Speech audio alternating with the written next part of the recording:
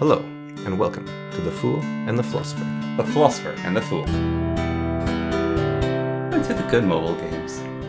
Angry Birds and Cut the Rope. And The fire game, where you're like a little thing burning. Just these little creative things that were... Fruit Ninja. Yeah, taking the next idea from, what was it called? Where all the video games were online, the Java games. Oh, like the Flash games. Yeah, like taking the Flash games to the next level and making them high quality, making them a mobile game. Yeah. And now... It's all about addiction. They're lower quality Flash games now on the phones that are like addiction based or terrible. Well, games in general, like indie games. Yeah. I think they're calling the games roguelites. Yeah. But I think they need to be called something more like progressive arcades because they're basically arcade games. Like you play until you lose, that's your high score, then you go again. But you unlock stuff as you do that, and so the fun of the game is unlocking stuff. It's not just seeing your high score. And so they're calling them roguelites, but they are so far divorced from rogue at this point that progressive arcades would be my coinage if I could get it. It's funny. I think Rogue Legacy is partly to blame. Yeah, I think roguelites are based on Rogue Legacy. Yeah, and Rogue Legacy is just 2D'ing a rogue dungeon. Yeah. Making a rogue dungeon a platformer, and then adding a legacy system to it. But that was the point of the game, was the legacy system. Yeah. Whereas now it's just what you do. Because people like seeing the numbers go up. Well, one of the things I hate is when I get an ad for Raid Shadow Legends, and they call it like a RPG, and it's like, where is this a strategy role-playing game? Like, I've seen the gameplay of this. It's money. Take your money game. Rape. That means steal. A rapacious. Let's use it. Yeah, a rapacious pay game. Yes. Yeah. Rapacious pay game. Well, I mean, they've got a good team of modelers, and they seem to have a massive marketing team and a lot of money that goes into that. Why can't they just like put the marketing team a bit of that into actually making a good game? Yes, it's mobile game market is a mess. Yeah. And I mean the AAA one's a mess. Indie games are the only thing worth having right now. AAA games, man, they're garbage. Except Nintendo, and Nintendo's charging $25 for fast travel. Yeah. So Nintendo makes good games, but they're crazy everywhere else. Mm-hmm. I think as V was talking about how much money the marketing team makes, and then how much money the HR makes, and how much money, like, all these things. And then we actually, like, finally have the money that gets paid to the game makers, the people doing the thing. It's, like, nothing. Well, you know what's, I think, emblematic of the AAA industry is Amazon's foray into it.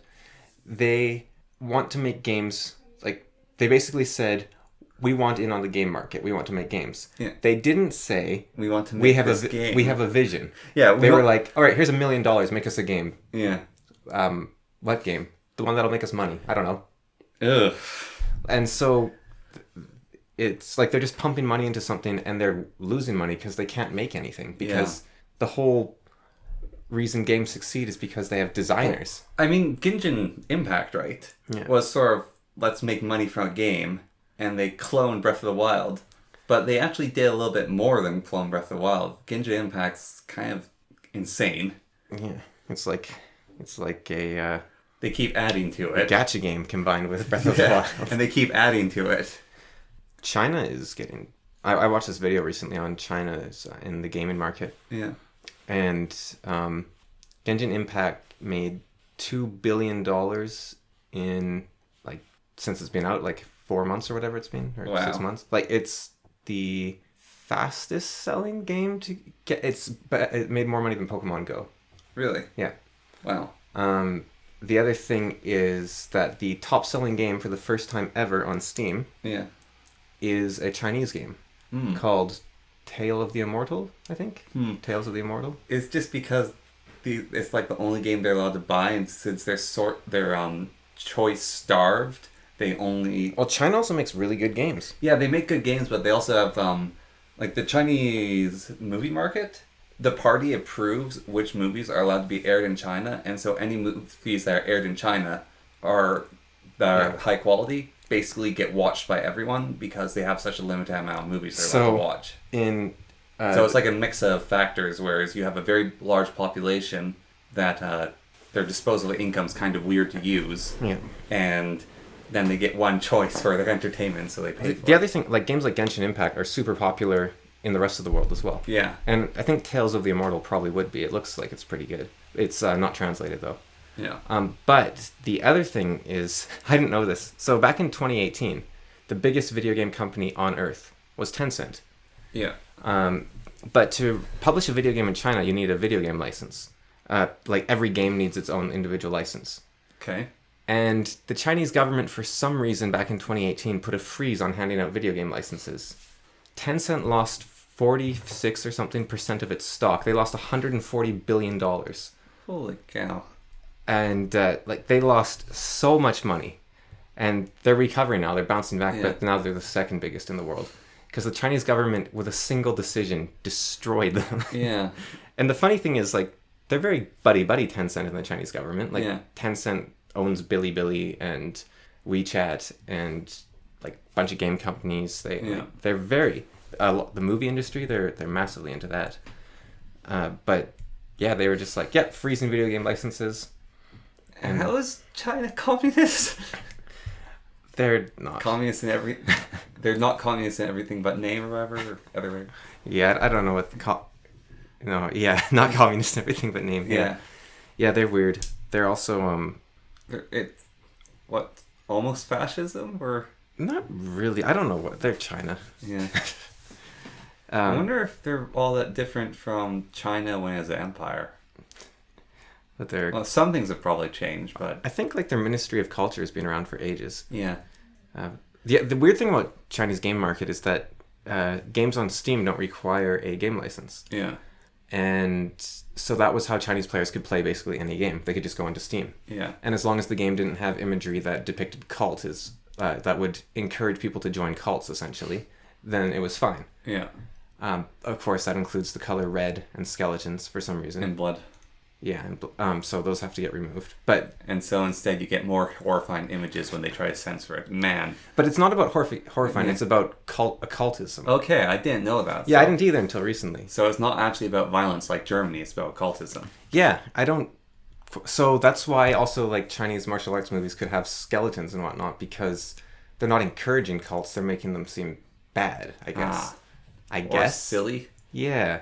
So I assume that your video game probably could contain skulls as long as you're not playing the necromancer. Yeah. Like as long as you're fighting skeletons, it's probably okay. Okay. I think. But also it would just be like, you know how YouTube is with like, you're allowed to show nudity on YouTube, for example, but nobody does because it's going to get struck by a robot. Yeah. And nobody wants to deal with that headache. But recently, Steam has made a Chinese version of Steam, which only has like 50 games. Yeah. And the Chinese government's slowly shifting over to only allowing that. So that's a real shame for Chinese people. Yeah. Well, it's also kind of crazy. So, you know the Monkey King game? Yeah. That looks amazing. That's like 20 guys. Yeah, but they're also Chinese. However, they're not in China. Where are they? Like Taiwan or? They might be in Taiwan. They're not a Chinese company. So it's like they're not owned by the Chinese government, and that's part of the reason why they can make their game. Well, they're an indie studio. Yeah. It's funny, a lot of news reporting on, like, game journalists who are useless, they're reporting on China's taking on the AAA market, and it's not a AAA game. Yeah. This is what indie Chinese developers can do. Yeah. Like, there's multiple games like that, which are incredibly high quality, made by just a few people, because Chinese game developers are amazing. Yeah. And that was partly what this video was about, was talking about the amazing quality of their games. Like, have you seen Amazing Cultivation Simulator? No. It looks kind of like RimWorld, but with like mythical beasts and whatnot. No, I haven't. So have you heard about the concept of cultivation in China, actually? It's no. really, really neat. So there is a type of Chinese movie, and literature and everything, media, I guess. Yeah. Which I think it's new, but it might not be, called Wuxian? I can't remember. Or is it Shan Wu? Or I don't remember. It means martial hero Yeah. literature. And so what that's about is like the show Hero. Yeah. It's about a bunch of people who are like named characters around the world. Handsome Siblings is basically that. Yeah. There are these heroes around the world who are almost supernaturally good at stuff. Yeah. And everyone knows about them. So that's actually a genre called something, like Yeah. Wuxian or whatever. Or Xian. I don't remember what it was. But there is another genre called... I don't know. But it translates to immortal hero. Yeah. And so the idea of that genre is a martial hero going on some sort of journey or quest to become supernatural in power. So something maybe like Sword Mountain. Yeah. Or even probably Handsome Siblings to a degree. You eat a lot of medicine. You train a lot. Well, the Monkey King. The Monkey King is the perfect He's the example. Archetypal version of the story. Yeah. He's the first one. He's the immortal hero. Yeah. And so what you keep going until you become godlike or beyond, like you can create the multiverse, or you can you become absolutely absurd. Yes. And so it's this idea of, and the process of going through this gaining power and ability, like you do martial arts until you can fly, sort of thing. Yes. Is called cultivation. Huh. And so you're cultivating powers, but it's basically identical if you think about it. Like not the process, but the idea to ascension in Malazan Book of the Fallen. Mm-hmm. It's a very similar idea. Those guys do study that sort of thing. Yeah, I just thought that was really cool. And so apparently that's quite a popular idea in China. Media form in China. Yeah. Well, you find it a lot genre, I guess. in Korean comics. They have the idea, like the webtoons. A lot of their stories have the idea. Tower of God, I guess, is kind of... Tower of God. But Tower of God, there's a lot, like the gamer. God of High School, which literally is the Monkey King story retold, and a whole bunch other. But that's very popular, and I think that's because Korean culture and Chinese culture, their old, ancient culture is very interwoven with each other.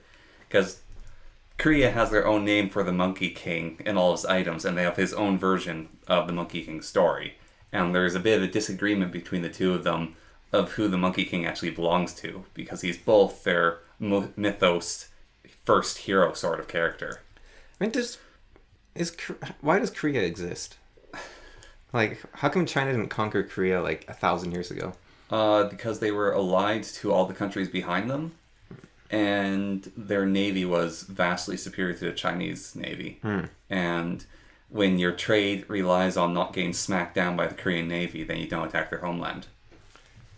Because Korea was amazing at navy. Also, Korea, the Korean War kind of showed this. They have insane mountains surrounding them. They're a mountainous region, and they're just very defensible in a lot of ways. Like, I know Vietnam was kind of a special case. Vietnam's a place that's unconquerable. Yeah. But Korea is very well defended, and it's a big country. And you basically, if you attack Korea as China, you overextend yourself.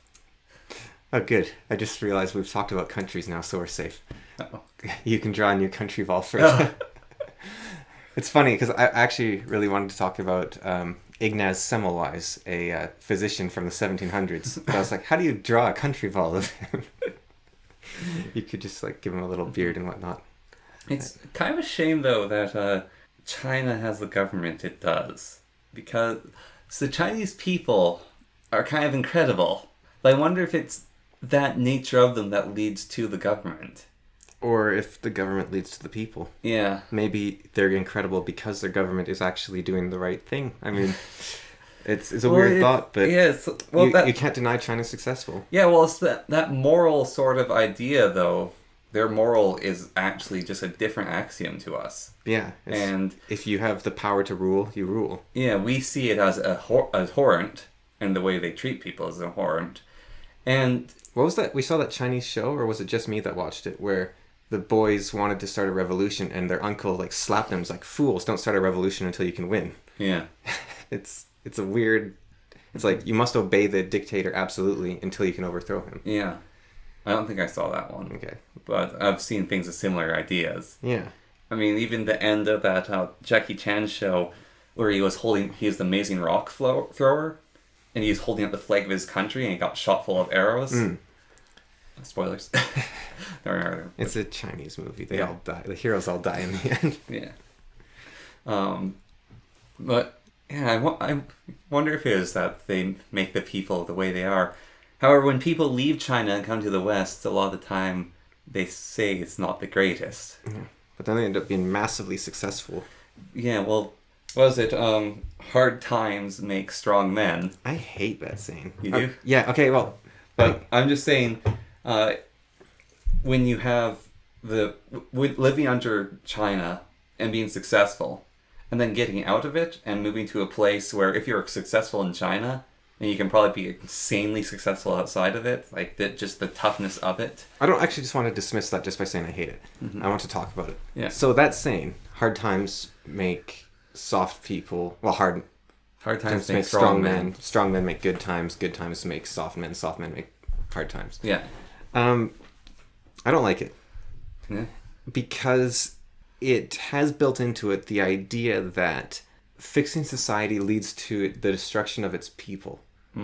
Which means that, well, you're being kind of stupid about how you fix society. Well, I feel so. It's a wheel, right? Okay. But it's not. No. Let me explain my extra interpretation to it, because it's like a loop you go through. However, so with that, we're like on a hill, right? Yeah. And it's a rather muddy hill. Like, it's drier the further you go. And so basically we're slowly rolling up the hill with that wheel. Yes. And so you have to add the wheel to, I think, the statement. Like, we are, I think, right now in the most peaceful, there's no major wars. There hasn't been any major wars for the past 80 years. Yeah. That is the most peaceful time in human history, like 80 years, which is kind of sad. But we are advancing constantly. Our medicine is better than ever. Life expectancy is, I don't think it's at its highest, but it's within 20 years of its highest. As in, 20 years ago, it might have been at its highest. Yeah. Our death by, chance of being killed by another person is lowest ever, roughly, for this, last couple decades. We are... a general amount of education throughout the world. Education, access to clean literacy. water. Yeah. Starvation is way down. Yeah. And now you could talk about moral character of people. But I don't think that we are more morally deficient now than we have been. Yeah. I think, yeah, sure. Like, you look at Sparta, and they fell. Not Sparta, Athens, and they fell because they... I don't know. They had decided that they were perfect, and that's how country... They got conquered by Macedonia. That's how country... Oh, Sparta, actually, at first. And then they got conquered by Macedonia. But that's how countries tend to fall, is they think they've achieved perfection. The Ottoman Empire, the Chinese Empire, Athenians, everyone. Mm-hmm. Once the Mycenaeans, then the Minoans, then the Greeks. Once you rest on your laurels, you're done. I don't know. I think that the saying is simplifying something to the point where the only knowledge you can glean from a saying like that is to not try to make things better. Because doing so will result in destruction of your children. Because it is better to have good people in hard times than bad people in soft times.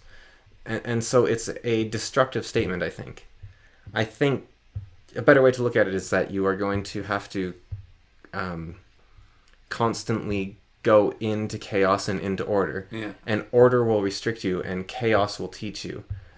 Chaos will destroy you, but it'll teach you. I was just trying to use that saying that tough situations make tougher people, and then tough people, when they're put into a nice, cushy situation, are still tough, and they can do a lot with it. Yeah. That's what I was trying to say. Yeah, I just think that saying is... Okay, this is related, and you might have no idea why for a moment. But I've been having strange dreams of late, Connor. Or not dreams, but thoughts. So, okay, where is the strange... I've been having strange dreams of late come from? Lord of the Rings. Okay. That's what Theoden says to Gandalf. Right, yes. Strange have been my dreams of late, Gandalf. Yes. So the the old school renaissance in D&D of going back to basic and expert and zero or original and first edition. Yeah. I think I've just learned about this in the last like 2 months maybe. Yeah. And holy cow, it is like Labyrinth Lord is everything I ever wanted from a D&D experience. But there's I think a lesson in there related to society and so in Labyrinth Lord, it's a very simple rule set. Yeah. And it's very restrictive in some ways, in that you can't actually do that much. You can basically go through a dungeon and fight things. Yeah. Or you can go through the wilderness and fight things. However, the rule set is so simple and self-contradictory. Yeah. Like, you can't actually obey the rule set because there's sections that contradict each other. Yeah. And what that means is you are forced to make judgment calls, which means you are forced to play the game the way you want to and add to it as you will. And once you understand the fundamentals of it, then you can add in whatever you want, and you will have the enjoyment of a very solid base game plus the fundamentals you add on. Yeah. But the problem with, I think it started with I'm not sure of the timeline exactly, but the Rules Cyclopedia, which was a 375-page book by Gygax, which was basically a collection of every house rule he'd ever made to some degree, just explaining like what you should do. And I think that cyclopedia, the Rules Cyclopedia, basically became second edition. Yeah. Because it seems very similar. But the problem with it is when he is saying this is our game and he gives you basic or expert or original, you look at it and you say, okay, this is cool. We play this, we do the same thing. But once you get the Rules Cyclopedia, what you've got is the things that worked for his group. Yeah. But it has now become rote. This is now the way you have to play. And it also restricts you because you say, okay, you roll for an encounter roll. But then you look in the Rules Cyclopedia and it says, if you get a 4 to 6, re-roll after one round and then with a -4 penalty and check again. Mm. If you get a 9 to 12... And that could have just come from them wanting more encounters or them wanting less encounters. Well, I think what it also came from wasn't... I don't think they actually played with those rules. Yeah. I think what happened was he said, I'm going to write down my thoughts about this game and codify them. Because I imagine every time he made a choice, it was on the fly. Yeah. But then he made the Rules Cyclopedia and he decided, I'll just write down like how it should be roughly. Yeah. So that nobody's confused. So I'm going to make like 300 pages of rules, so any question you have is answered. But then people don't think. Instead, they just follow. And when they follow, they are lost in a section that isn't detailed in the rules. And something will always fall out of the scope of the rules. Yeah. And he wasn't following those rules. And you get this sort of armchair, ivory towered game design philosophy, which I think is what self-help books do. I think that they aren't like, okay, a good self-help book would be one with like 6 simple rules basically for your life. Yeah. Maybe 12. Maybe 12. Maybe 6 with more. Another book with 12 more. Maybe 12. But they should be very simple, applicable, and probably a little self-contradictory so that you're forced to think. Yeah. And instead, if you have this massive book, you can't write a massive book, right? Yeah. If you write a massive book, you aren't putting it into practice. Mm-hmm. So I don't know how official this is, but I was reading this blog where this guy it was called A Cry for Better OSR Rule Sets. Yeah. And the guy was saying... OSR standing for old school rules? Or Renaissance, or a few other things. He was saying something like 75% or whatever of rules published, maybe more on blogs and in little booklets and everything else, homebrew rule sets. Yeah. People haven't play tested them. They're just like, hey, this would be a cool class, this would be a cool whatever, this would be cool. And they are not looking at the consequences at all of what they are doing. And they're just sticking them up there, and then people are taking them, and then they incorporate them into the game. Yeah. And then they're like, oh, more classes is more cool, more this, more that, without knowing what they're doing until you have 3.5. Or until you have 2. Second edition, really. Like, second edition adds all this unnecessary... Okay, here's the biggest flaw in second edition, I think. Attributes being important. Yeah. So your intelligence gives you extra spells the higher it is. Your wisdom gives you extra spells the higher it is. Your strength, you get exceptional strength if you're a fighter. Yeah. What this does is it makes it so that you don't have interesting characters. Instead, you must have 18 in your skill. Otherwise, any other roll is just a disappointment. Yeah. You either get a good character or a bad character. Whereas in basic and expert, you get an interesting character. Mm-hmm. Actually, not even an expert, really. you get an interesting character. If you have a fighter with high intelligence, they know a lot of languages. Yeah. If you have a mage with a lot of intelligence, they know a lot of languages. The skills aren't related to the classes except for experience. Yeah. And so you're still encouraged to have a high intelligence wizard, but it's not necessary. If your wizard has a strength of 18, then he can punch something in the face when he's out of spells and be happy that the thing will crumple. Yeah, so you and a lot of classes I've seen, like fan-made classes, they fall into the trap of saying, okay, this is a witch, and you gain a +1 spell per your charisma bonus. Yeah. And they're totally missing the point. Well, can I talk about the thing I came up with? It's just a slight idea for the old school labyrinth we're doing. Yeah. So I was actually trying to come up with just as a thought experiment, what is something that could actually work that doesn't have a position that's filled. So I came up with a dryad. Yeah. And the only thing I came up with is they can make ropes, basically. So they can grow vines like 20 feet. So they have like a 20-foot rope that they can just apply. And that seems... Yeah. You have to do something that is otherwise impossible. Yeah. And so they always have a rope on them. That's the other issue, is that when you are designing a class or anything, the moment you give them a power, you've actually taken that power away from everyone else. Yeah. For instance, I wanted to buff the fighter slightly. Mm-hmm. So I thought, okay, you give fighters the ability they have in Expert or Advanced or 2nd Edition, whatever it is, where they can attack multiple creatures that have a hit dice total lower than the fighter's level. But then I was thinking later, after you left, because I told you about this, but wait, what if I want my dwarf to be able to swing his axe through a crowd of goblins? Yeah. Because that would be neat. That would make sense. I've actually taken that ability away from the dwarf. If you give something that is impossible otherwise, like if I... Like the vine growing. Like the vine growing, or casting spells, or praying to God. Like, there's actually a lot of debate about the thief class. Yeah. Because, like, when he came out back in the 80s, because he was taking the ability to pick locks away from the fighters and wizards. Yeah. He was actually limiting the game. I think that was a case where it was probably okay, but I'm not even sure. Well, in 5th edition, you can actually have a lockpicking fighter. You can give them proficiency in those skills if you want to. And so what I ended up doing about the fighter is I added an ability to the game. And I haven't tested this yet, so I'm not even saying use this. Because that's the thing. Like, you have to test these things before you share them, really. And that's, like, I am tying this to culture and to... like talking about, oh, weak, this makes people weak, this makes people strong, and self-help and all that, because I think it's related, where people they're giving out too complicated, too specific rules when every person needs their unique. Yeah. Everyone needs to play homebrew. You can't play someone else's rule set. So what I ended up doing was I've added a new ability to the game called Cleave, which allows you to, if you kill a creature, you can attack a creature that is also within range. Yeah. However, you have to declare Cleave before you attack, and it gives you a -4 to hit. And the second creature you attack, you only do damage to it equal to the leftover damage from your first attack. Yeah. Fighters have no penalty to cleave. Okay. Therefore, a fighter is always assumed to be cleaving. Yeah. So I've added an ability to the game with a penalty, and the fighter doesn't have a penalty to that ability. Yeah. So therefore, the fighter hasn't taken anything from anyone else. Yeah. And I think that's the way to do that, if you really want to add it. So, a different thing to... I think I found one of your other problems with 5th edition. Because I was reading the Dungeon Master Guide, and I was finding some really interesting alternative rules that I think you would really like, that are actually recommended in it.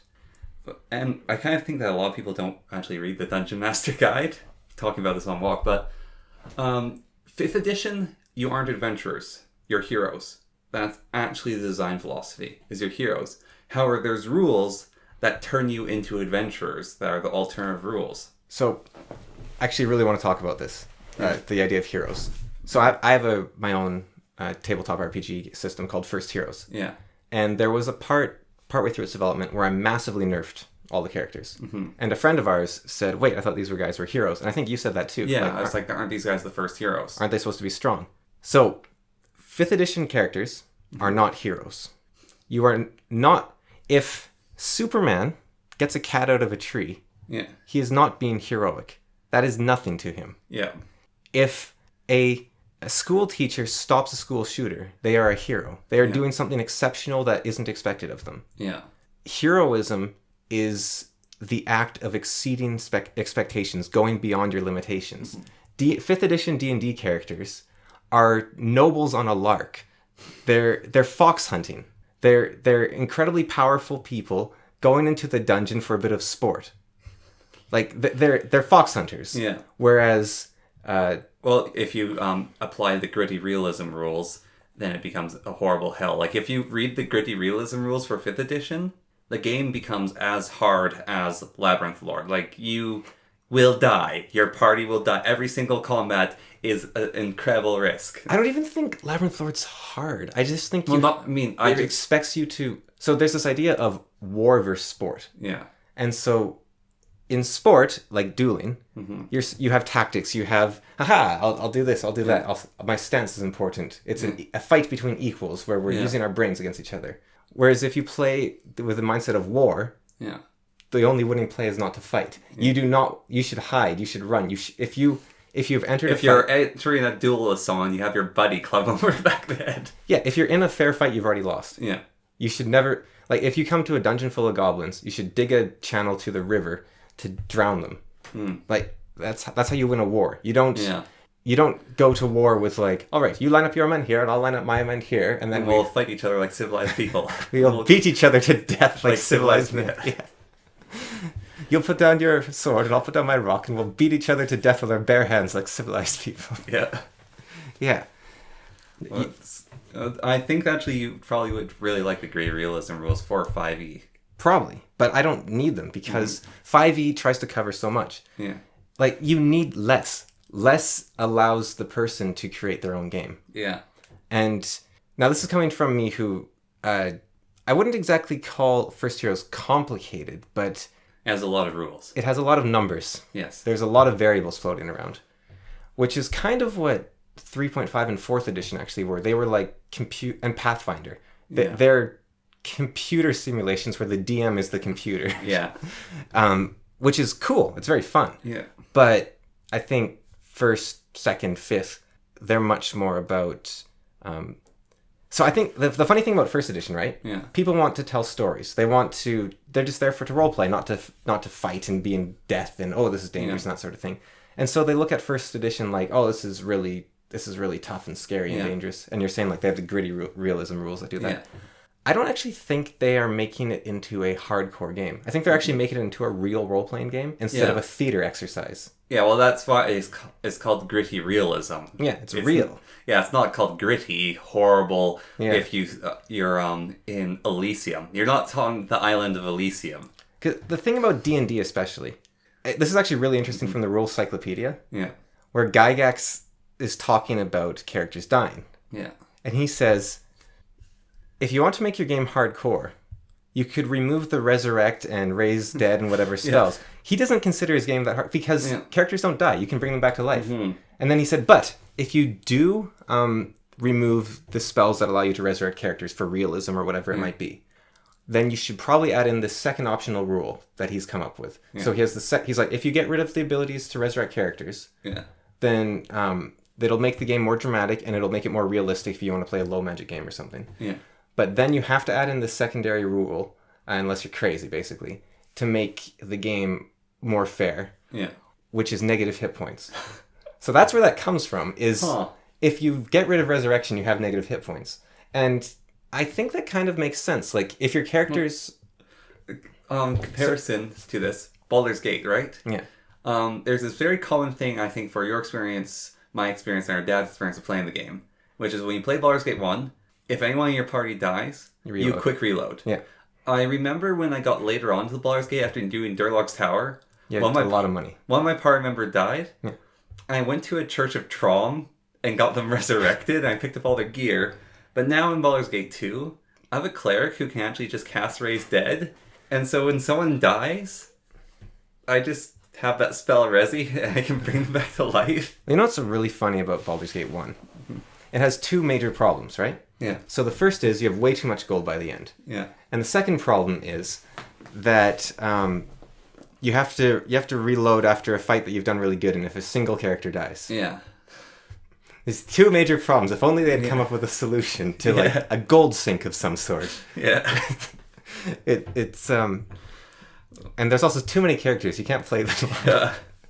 It's just kind of funny that D&D is a very forgiving game. Yeah. So here, Dark Souls, right?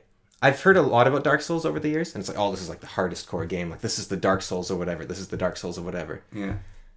Dark Souls is a game where you get continually stronger, and you never actually die. Mm-hmm. Like, you're immortal in Dark Souls. You're an undead. You're immortal. Yeah.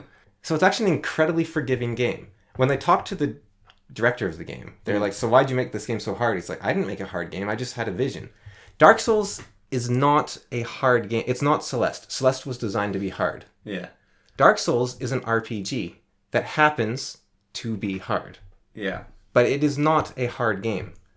It's not like a precision platformer or a rage platformer or most platformers are just hard for some reason. Self-hate platformer. Platformers are designed to be hard a lot of the time. Yeah. Dark Souls is not designed to be hard. There is ways you can like instantly win fights if you understand them. Yeah. You can pick every, the mage class. every fight in Dark... That's one thing I've heard about Dark Souls is you can pick the mage class and then nothing can hurt you. This is actually the really interesting thing about Dark Souls, is every fight in the game is actually fairly easy if you know what you're doing. Yeah. So it's not actually a hard game, it's a game about knowledge. Yeah. It's like Dungeon Crawl Stone Soup is... it's got a very harsh loading screen, which is, you died, it was probably your fault. Mm-hmm. Something like that. Because it is. Like... if you are good at Dungeon Crawl Stone Soup, you should win every time, basically. Like, there's a lot of stuff going on. Yeah. But it is possible... Like, it's a roguelite. Yeah, it's a roguelite. You have infinite time to take your turn. Yeah. But it's also fair. Yeah. Like, if you play NetHack, you could step and then a trap comes in and incinerates you to death. Yeah, or if you play that Apocalypse game, you're screwed. And I have no idea how you can do well that game. But... Like Cataclysm Dark Days Ahead. Yeah. Actually, I think that one is also sort of like, if you know what you're doing, you probably shouldn't die. But... I have no idea what I'm doing. Yeah, well, Dungeon Crawl Stone Soup's similar. Yeah. But the interesting thing about Dungeon Crawl Stone Soup is every time you play, you never die the same way twice in that game. There's so many ways to die. Well, there's that, but there's also like, okay, that guy had a wand, therefore I always have to stay out of line of sight with him, get close to him, and then kill him. If you want a very harsh, unforgiving game, play Minecraft Hardcore.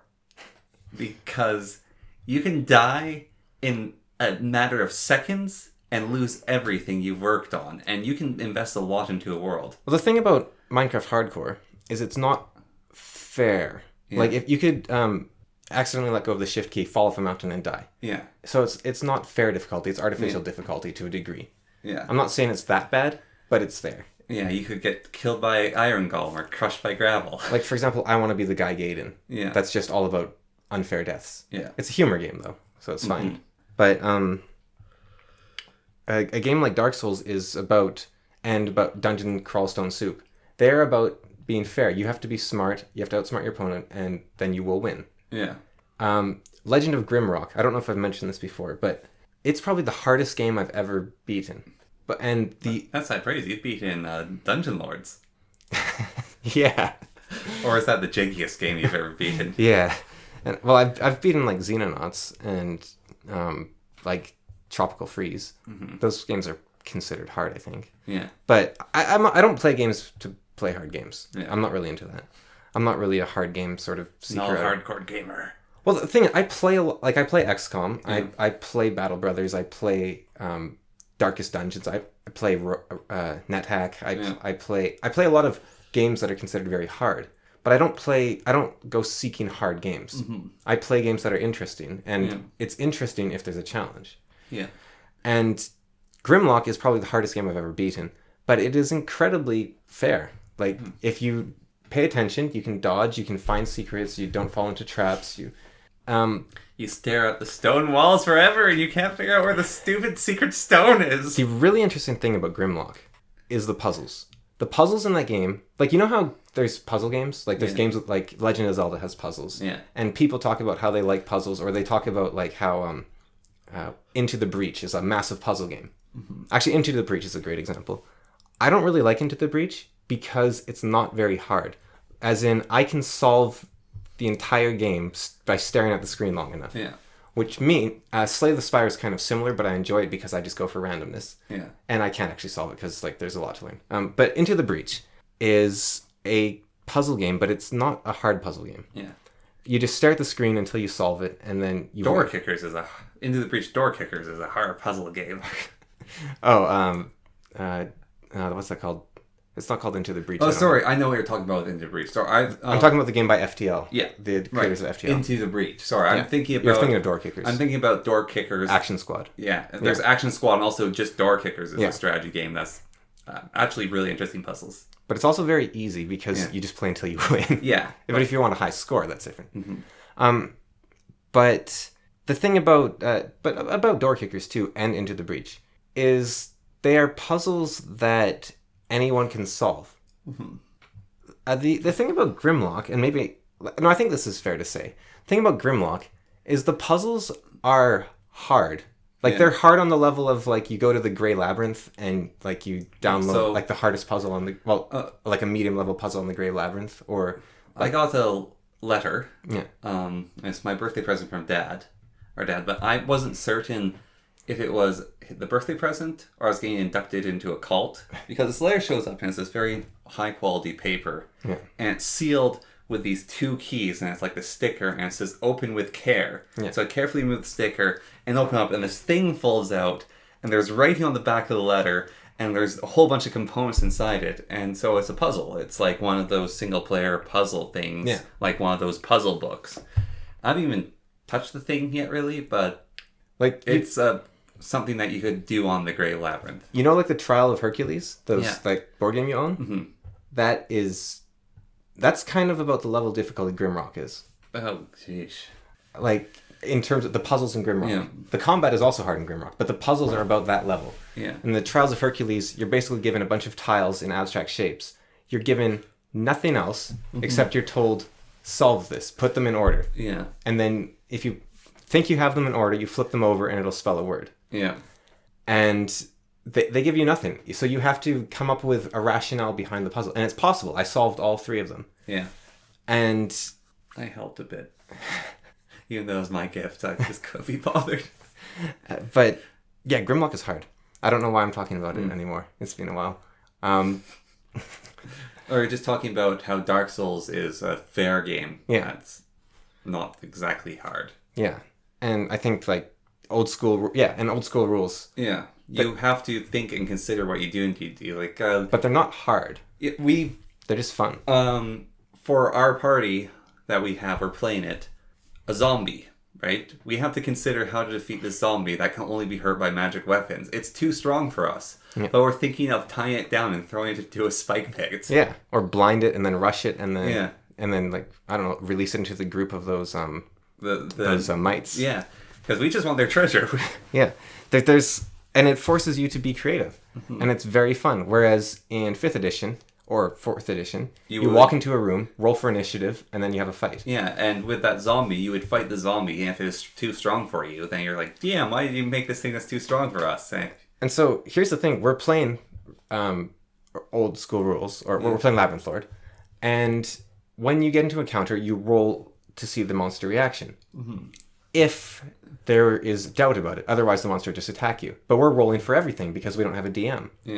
We could just say that all monstrous things attack us, but it's actually really interesting to roll. However, I think some players would enjoy it if all the monsters just attack them.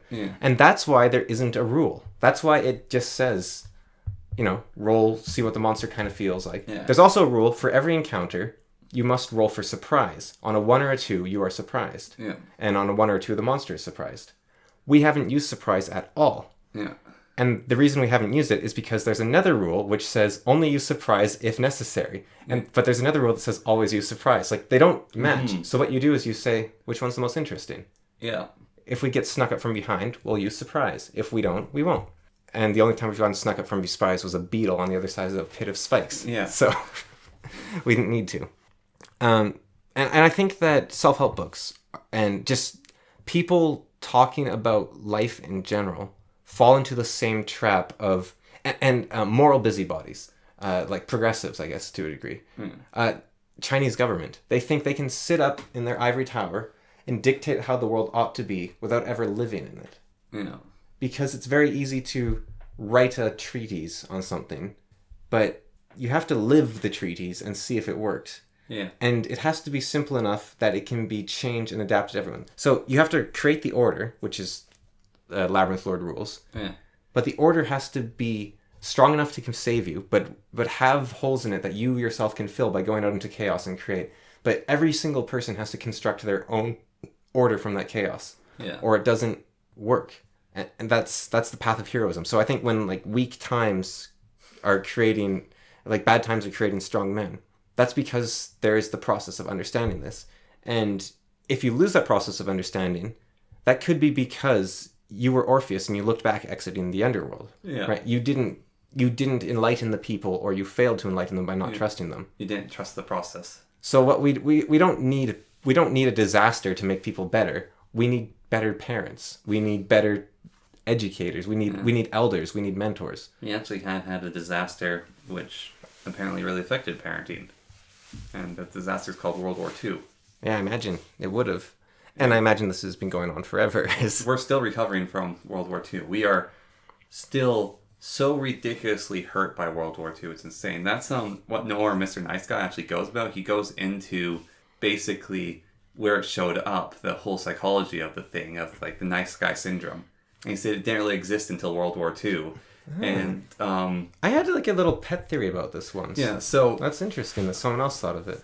So basically, the writer Noah or Mr. Nice Guy, he did a huge amount of research into the syndrome and the thing. And there is one psychological paper of one guy talking about it. And he talks about the cases and the things that happened and when it started showing up.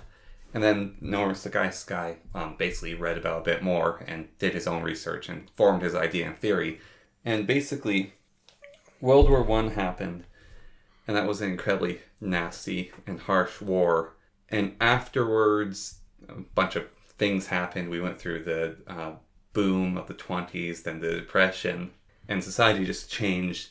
And then World War II happened, and a huge amount of young men and slightly older men went to war and had the worst experience ever. And they came back home. And just beat their families. And yeah, well, that was one of the results. There's other... PTSD wasn't really a thing, even in World War II. Yeah. The other thing was being really, really quiet. Like, there were just basically a whole generation of fathers had PTSD, and it wasn't addressed in any shape or way. And so, a lot of young men, like growing up boys, basically didn't want to be at all like their fathers. And the person that defended them that was good to them was their mother. And so, probably Freud's giggling in his grave, they got infantilized with their mothers and started seeing men as bad and women as good. And that's what creates the nice guy syndrome, basically, is them growing up with their father basically being damaged. I've also heard the idea of, let's say you have a father or a mother that yells all the time. Yeah. You make a promise to yourself as a kid. Yeah. I think I think most people have probably done this to some degree. You make a promise as a kid, I'm never going to be like that. And so instead of knowing how to healthily express anger, let's say, you just keep it in. And you never, so your anger becomes sorrow or resentment or rage. And then instead of being able to say, hey, what do you think you're doing? Yeah. Instead, you just silently go like, and then the next day you go, and then the next day you shoot them in the head because you just can't stand them. Yeah. There's this so here's this really interesting idea I thought of. Yeah. I think. Let's say let's think of an example. This one might hit close to home. I don't know. Hopefully it doesn't. Yeah. Let's say you dishes, all right? Yeah. You leave dirty dishes on the counter. Then the person Okay. All right, so let's say you leave dirty dishes on the counter. Yeah. So then I come and I'm like, he's leaving dirty dishes on the counter, the jerk. Yeah. All right. Well, then I'm gonna just wash them. Put them away, and then you're like, you come down and you're like, problem solved. Yeah. And that keeps going. Or alternatively, the other bad thing I can do is I can be passive aggressive. Yes, but I don't remember how. Maybe it's a good thing you don't know how to be passive aggressive. No, like there's two bad things you can do. You can take care of the problem and not tell them. Yeah. Or you can... I did dishes. that you failed to do. Yeah, or you can, but there's, I guess you can say you're always leaving dirty dishes on the counter, maybe? I don't remember.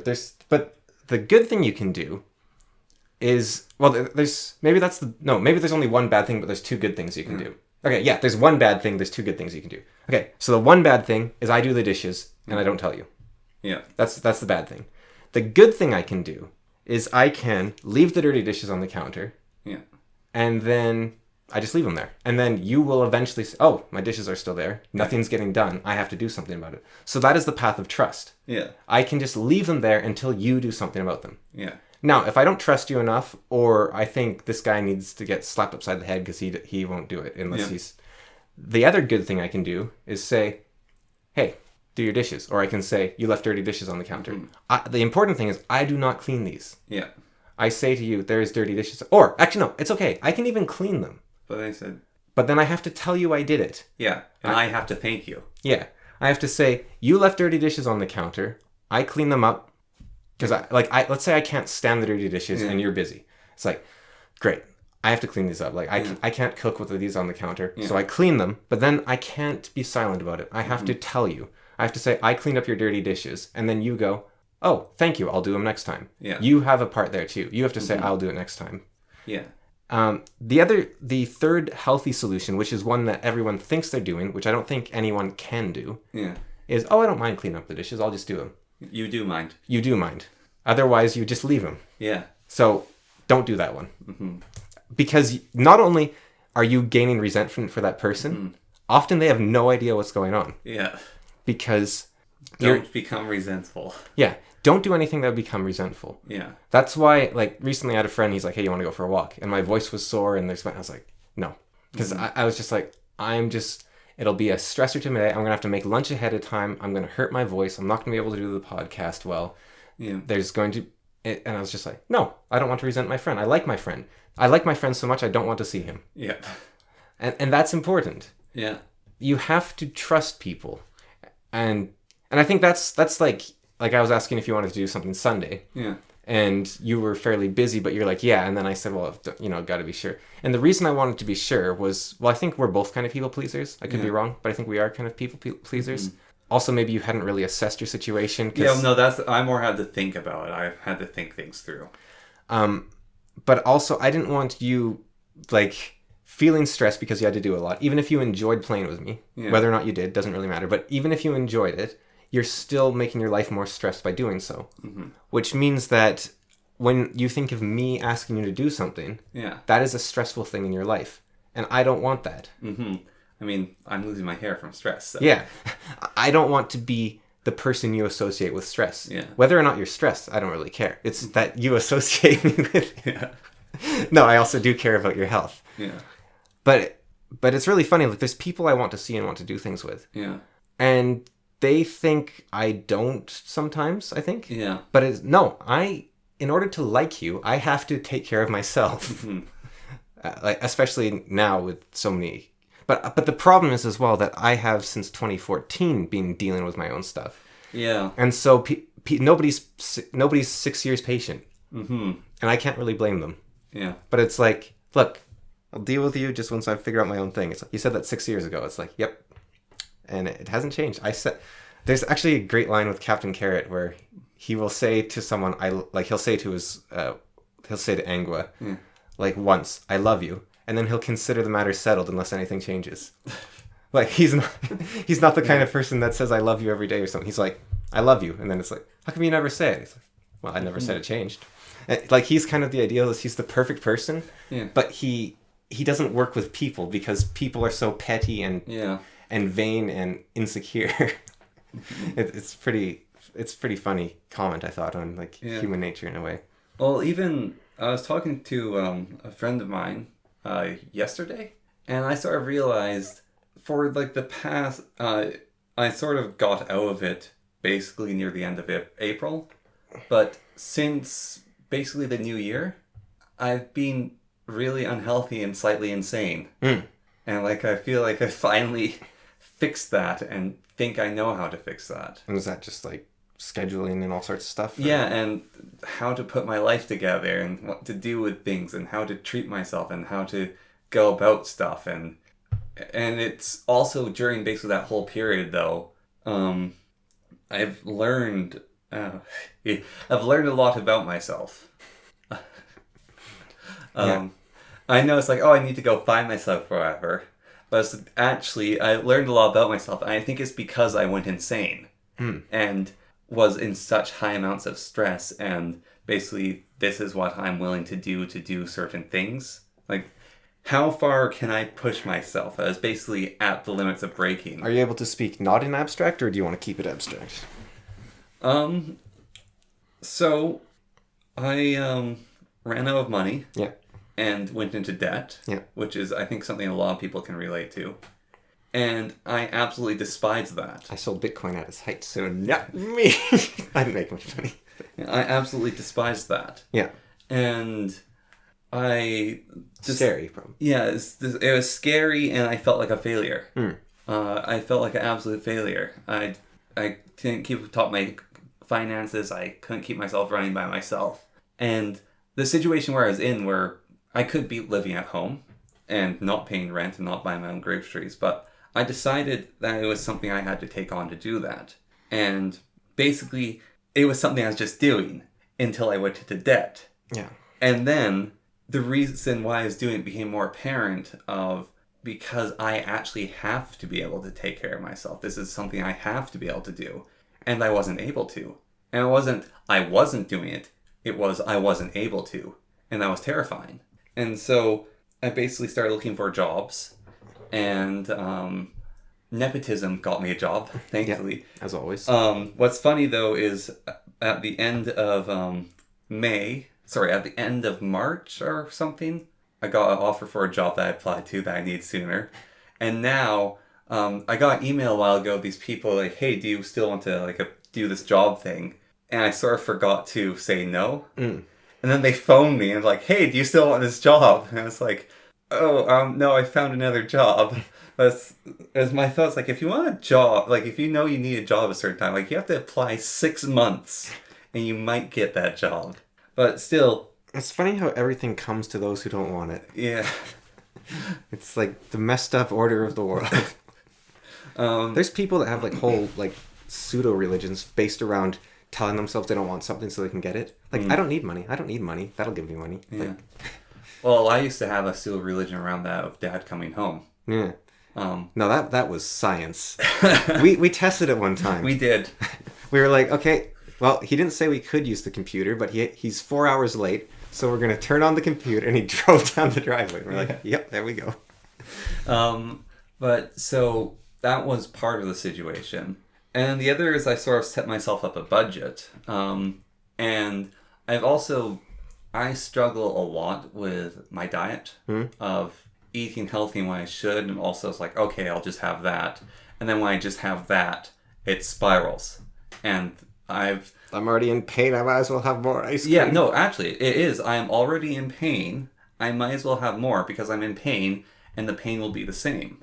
And you sort of said that as a joke, but that's literally the reasoning, and that's super unhealthy reasoning. But I think that it, yeah. I'm already in pain, so I might as well proceed.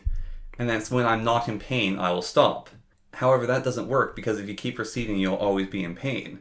And so I basically have to set up, it's like, I have to go for a week without doing this. Even then, I fail over and over and over again. But I have to keep on trying. And basically, it got back into that track. But it's sort of the realizing now of, I look back every single time and realize how much pain I was in.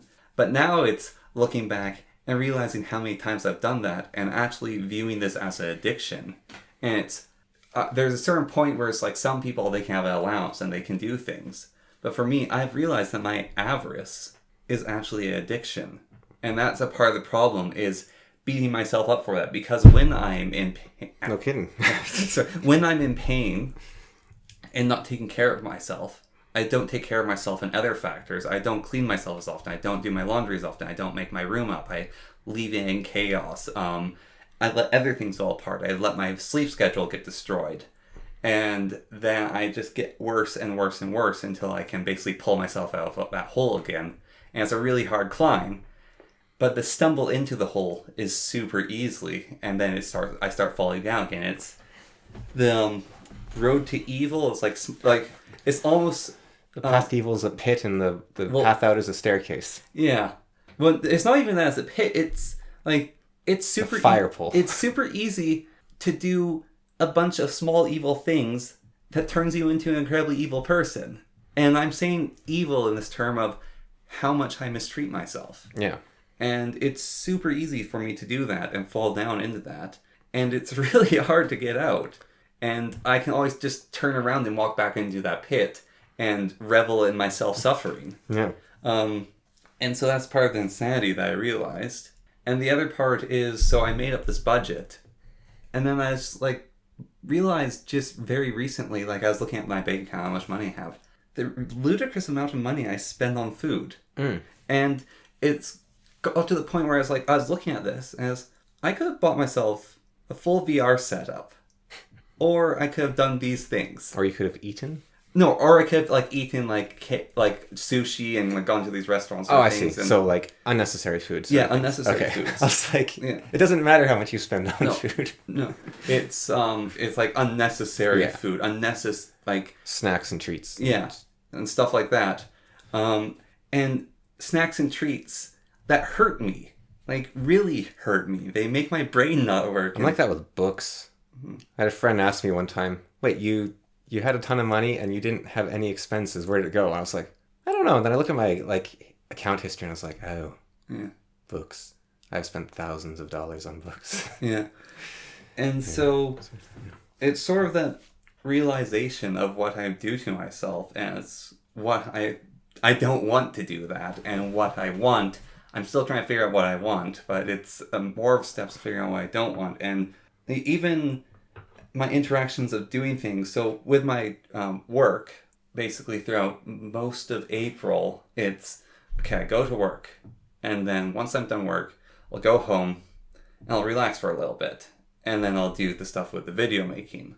And it's treating the video making almost as a different, work, the same as the work I just did. Yeah.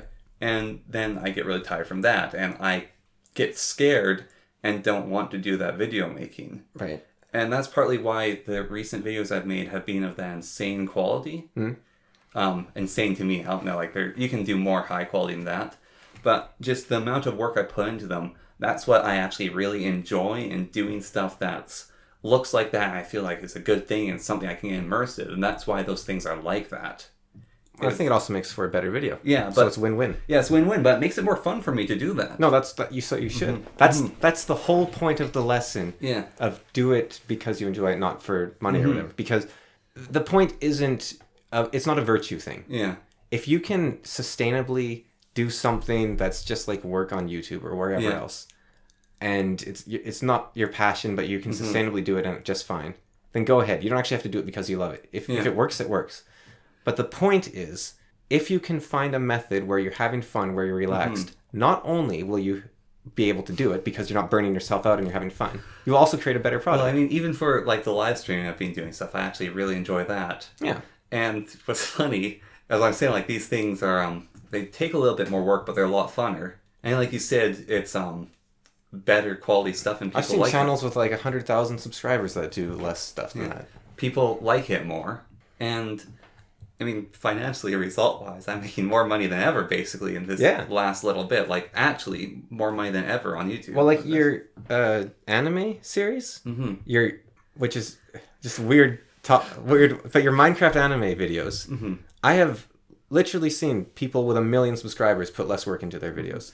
Well, it's also funny, I didn't even realize I was doing, but while I was editing, it's like, wait, why is there a cut here? I saw a random cut, and it's like, why is there the cut there? I had to go back. And when I'm going along, making these videos, you can make a Minecraft video and you can ramble along or do things. While making the video, you can go, I'm going to do this one thing, but how I play, I ramble along and do things. But the videos that I'm making, they have to have 1 to 2 stories. If there's a third storyline in it, it actually gets cut. And so, in the one video, it's, I found a new house. That's a big advantage of not a face cam. I found a house, and I was doing something else, and I was trying to light a fire. Yeah. And Yeah, I watched that. Yeah, the third thing, I deleted it. That the whole third story is gone. It's not a part of that tale. What was that? It was basically the intervening parts of going in between and me discovering these other structures in the area and like exploring around. Right. That wasn't important anymore. Because you did do the Wickerman a little bit. Well, I was like, hey, I looked at it. It was... Yeah. It was a landmark when you go into the house. It was continuing the story. That was still the story of the house and lighting the fire. Those were the two stories. Wow. Well, you did it really seamlessly. That's why I was like, why is there this cut there? Because I was going through it and it's like, oh, that's why there's that cut there. Well done. But it's like having to have that, like someone said, are you going to do a story with NPCs? And it's like, this currently is a story. I don't know if I'll throw NPCs into it, but there's actually a narrative. Yeah. This isn't raw footage with a little bit added. I don't know if you've ever listened to the Golden Fool. I've listened to it, yeah. Because I do that. Like I take like the start and put it at the beginning, and I cut out a middle bit, and I like combine two unconnected things. Yeah. And it's weird because it almost seems disingenuous if you put it that way. But they are real thoughts just presented in a different order. Yeah. Which is like is a creative way. Well, that's why there's the Golden Fool and there's the Philosopher and the Fool. One of them is raw nonsense. Yeah, well, hopefully not raw. I mean, I don't. And the other is... I can't really complain, but mostly raw nonsense. I got to eventually edit the raw nonsense. Ooh, yeah. No, I've really, really cut back on editing the Philosopher and the Fool. Hopefully we've gotten better. We have. That's why I've cut back. So you know the episode we have currently, it'll probably be gone eventually, on our, like, if someone new comes to our channel, it's episode 4, they see it. That was my favorite episode. But in the processing of editing it last year, it's also probably our worst episode. Yeah. What? Oh, it's just because you've got the bulge there. Your shoulder, it looks like you got a massive... No, I just get tiny shoulders. Yeah. Yeah, my muscles again. Yeah. Except like... Well, the exercise you can do is sit-ups. Yeah. Actually, I'm not even sure. This might just be due to starvation. Like, yeah. Although, like, there's I don't know. Does that gap mean anything? Maybe. I mean, there's, like, muscle frame like this, which there's, like... What the heck's wrong with your chest? Are you, like, curving your chest forward? No, I've warped my rib cage. Are you, like... It looks like you're sitting like this. Like, shouldn't your body be, like... I have a warped rib cage. But, like... Holy cow! Okay, that doesn't work. My spine's, like, curved. I'm also... This is very thick as well. Yeah, but I couldn't bend you. Yeah. Alright. See, that's something that gets cut. Yeah. It's theater of the mind. Oh, we should... I was curious, right? Yeah, but, sorry, just on the whole sanity thing. And so it's basically me going like also almost alcoholic of I can't fall into that again because who knows how long it'll take to come out. And also even like getting sleep and going to work. Like today, I was going to work, like other days I've gone to work and I felt exhausted afterwards. Like, and I only work for 5 hours, but I feel super tired. It's like the rest of the week's coming up and this there. Whereas today it's like, I worked an extra half hour and my boss was really worried. It's like, oh, you worked an extra half hour and sorry, I had to be there. There's no one else in this shop. And so she came in and she's worried. It's like, you can go. And that's where you asked for the extra day off? No. You're like, what? No, I was fine. And then basically it's not letting myself be exhausted after work. And it's not so much like, I'm not going to be exhausted. It's more of, this work wasn't actually exhausting. And I think it's because I got some sleep. Like I had probably, and it wasn't even amazing. It was like about 7 hours of sleep. And I kind of wanted to get 8. However, why it was good sleep is I didn't wake up with an alarm. I woke up half an hour earlier, and I woke up on my own volition. I chose to go back to bed to wait for my alarm because I just, sleep heals you and I needed more sleep. Yeah. But it was waking up with that. And it felt that made your day less exhausting, just the activities within it. Yeah. Huh. And like, actually, I cannot say this enough, but I think a lot of people are probably suffering and miserable from not sleeping properly. Definitely. I agree. I think it's like 50% of the population or more. I think that the cause of depression is sleeplessness. Yeah. And I'm not saying that, like, I think a lot of depressed people can't sleep physically. Mm-hmm. Like, there's something wrong with their brain. Yeah. But I think that is what leads to depression a lot of the time. Yeah, and, like, I have slept for, like, 12 hours before, and it hasn't been good sleep. And it's more of making the active decision to stop and go to sleep, and going to sleep at that time. And, like, the sleep I had last night and the night before that, even though they're only 7 hours, and I want to get around 8, because I know what that feels like, it's basically been the 2 days in a row where I've gone good sleep in 8 months. Wow. And, like, that's insanity. Yeah. Like, why am I doing that? Like, oh, that is a good question, actually. Why are you doing it? And why I'm doing it is because I want to get more done with my day. And so you end up doing less. Yes, because I'm not sleeping. And it's this... I used to have this thing when I was younger that I'd say, trading today for tomorrow is never worth it. Yeah. And it was sort of like an admonishment of, hey, you stayed up a little too late. Tomorrow's going to suck and you're going to need to get sleep again. But it also falls into that whole thing of, I'm already in pain, so I will suffer more until I can manage it. Of, I'm already not getting enough sleep. So why is the person from the night before, like, I don't want to go to bed at 10. The person the night before got to stay up to 12. And then so that person stays up till 12. And then the next person's like, I stayed up till 1 because I got really sucked into a video game. And then it's like, oh, he stayed up at 1. Well, I went to sleep at 12, so I'm doing pretty good. And it's like, no, you're all insane. Like, what are you guys doing to yourselves? But it's only me in the last week, like this last weekend even. I think since maybe Thursday or Friday, me realizing that and trying to address that. Yeah. And that is the solution, at least in part, currently, to your problem. Mm-hmm. However, if you codified that and said this is how you solve it, 3 months from now, that's probably not even the solution for you, let alone anyone else on Earth. Yeah. So, just next time you see Buddha in the road, just tell him to shut up. And then shank him. Right. Yeah. Yeah, it's just... Yeah, that's the non-metaphorical way of just putting it. Well, I'm glad things are working better for you. Yeah.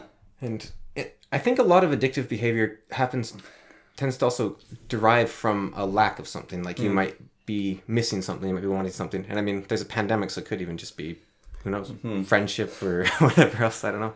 Yeah. But that's the thing. I say that, but then you start looking for it, and then you create problems to find them. Yeah. So that is why psychologists in movies are all wrong, because they're telling the person what's wrong with them. Yeah. The only person that can tell you what's wrong with them is the person. Well, the psychologist actually in Philosopher is great. Mm-hmm. She's one of the main characters. And so she'll sit there and she's basically giving psychological advice to the devil. Yeah. And so he'll be talking about his problems to her. And then she'll speak a little bit and do a very small amount. Then Lucifer will latch onto one word she said. He's like, oh, that is what my problem is. And he starts ranting about, and then he'll leave the room. It's like, thank you, doctor, for fixing me. And she'll just go like, what? And like her expression will be dismayed, because they're trying to treat her like a movie psychologist where she actually has to psychoanalyze more and talk more. Yeah. But actually, she's being a good psychologist. Yeah. And also, when Lucifer does that, he actually works through his problem by himself, by his epiphany. That's humanism. Yeah. Or Rogerian psychology. Like, that is how you should do it. You shouldn't ever tell... If the person says, thank you, doctor, and walks out, you've done your job. Yeah. Well, so, in Jordan Peterson's second book, the Beyond Order, he talks a little bit about his being a psychotherapist, or whatever it is. Yeah. And he's saying he is so careful with any words he says. And you can sort of tell this in what he talks about and things he does in life. But in psychological practice, like... Usually, I try to let the person speak as much as possible. Especially, a lot of people that go to him just need to speak to someone. And he's like, the only times I speak is to help them continue speaking. Yeah. Well, or when he has to give a little bit of advice or like homework or something to the person. But like if you want to give them behaviorism sort of treatment, then you actually do have to tell them. But you have to get to that point where they're like... Yeah, well, that's why he's very careful. And it's like... With one person he's even talking about, they just need to talk to someone for a huge amount of time and then I could start talking back. It's like, to start with, mostly they talked. And then we started having conversations. Yeah. But still, they mostly talked. Yeah, like if you want to cure a phobia, for example, that's one of those kind of rare times where you'd say like, all right, we're going to show you a picture of a spider. Yeah. We're going to put it on the other side of the room. Just look at it for like 10 minutes. Yeah. And then we'll move the book closer. Yeah. And whenever you're uncomfortable, just let me know. I'll close the book. No problem. Yeah. And that's when you actually tell them like but you tell them the plan, and then they can say, can we like, like you aren't their overlord. Yeah. Telling them you aren't an all intelligent mind reader that's like, this is what you need to do. This is your. In one of the chapters of the book, he's talking about one of his patients believed that humans couldn't actually be violent to each other. Because when he was a kid, his parents said all adults are angels, and it's basically a way they controlled him and his siblings by telling him that, and adults can do no wrong. They slap him upside the head? No. So I'd be so tempted. I couldn't be a second. He was sent to the hospital, and they diagnosed him with schizophrenia for his condition because he was having uncontrolled seizures in his sleep, and he became really remote, and he'd broken up with his boyfriend. And his family said it's like he's possessed with the devil, and they foolishly mentioned that to the doctors, and so they prescribed him with schizophrenia because he believed he was possessed. Yeah, right. And, jeez. So Jordan Peterson was basically going through it with him and was like, this isn't schizophrenia at all. This guy is just very nervous and like shy. He has like a huge amount of shyness. And so they basically went through it and revealed that problem of him believing that people can't be evil. Right. And it took Jordan Peterson by surprise. Like, how can a person be like this? It's like, you went through school and stuff and like learned about history. And it's like, yeah, but it's just sort of stuff you read about. Wow. And what caused this mental break is he said, I had a fight with my boyfriend. And he described the fight, Jordan Peterson, as like, boyfriend had pushed him, and he managed to sweep his legs out from him, and then he left the apartment, and then later came back when his boyfriend wasn't there, and took his stuff out. But he had like a really bad fight, broke up, and his boyfriend for like 2 years or whatever. And then the psychological problems happened. So it turns out that Jordan Peterson hypnotized him. Yeah. Because he's like, I've never done this before, but are you willing to try for a hypnotic memory thing?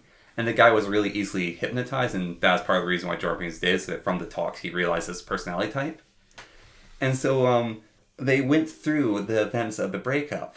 And his boyfriend, when they're fighting and he'd swept him to the floor, his boyfriend had picked up a lamp and had a look in his eyes, I'm going to kill you. And he ran from his apartment, getting chased by his boyfriend, and he's screaming at him, basically like the intent of murder. And he hid from him and managed to hide for long enough and he couldn't find him. And so he like blocked that out because he couldn't imagine murderous intent on someone he'd loved. And so that's like caused his problems. But one of the things Jordan Peterson did before they did the hypnosis thing was basically making him accept the harsh realities of the world. He made him read a book about prison guards in Auschwitz and the things they did. What's that called? Some Good Men or something? Yeah. Or like the one of Some Ordinary Men? Yeah, Ordinary Men. Ordinary Men. So he made him read Ordinary Men. He gave it to him as an assignment. Yeah. And he said like the guy came back basically looking more hurt by the world but more actually living in it. After that, he gave him a book about what the Japanese did.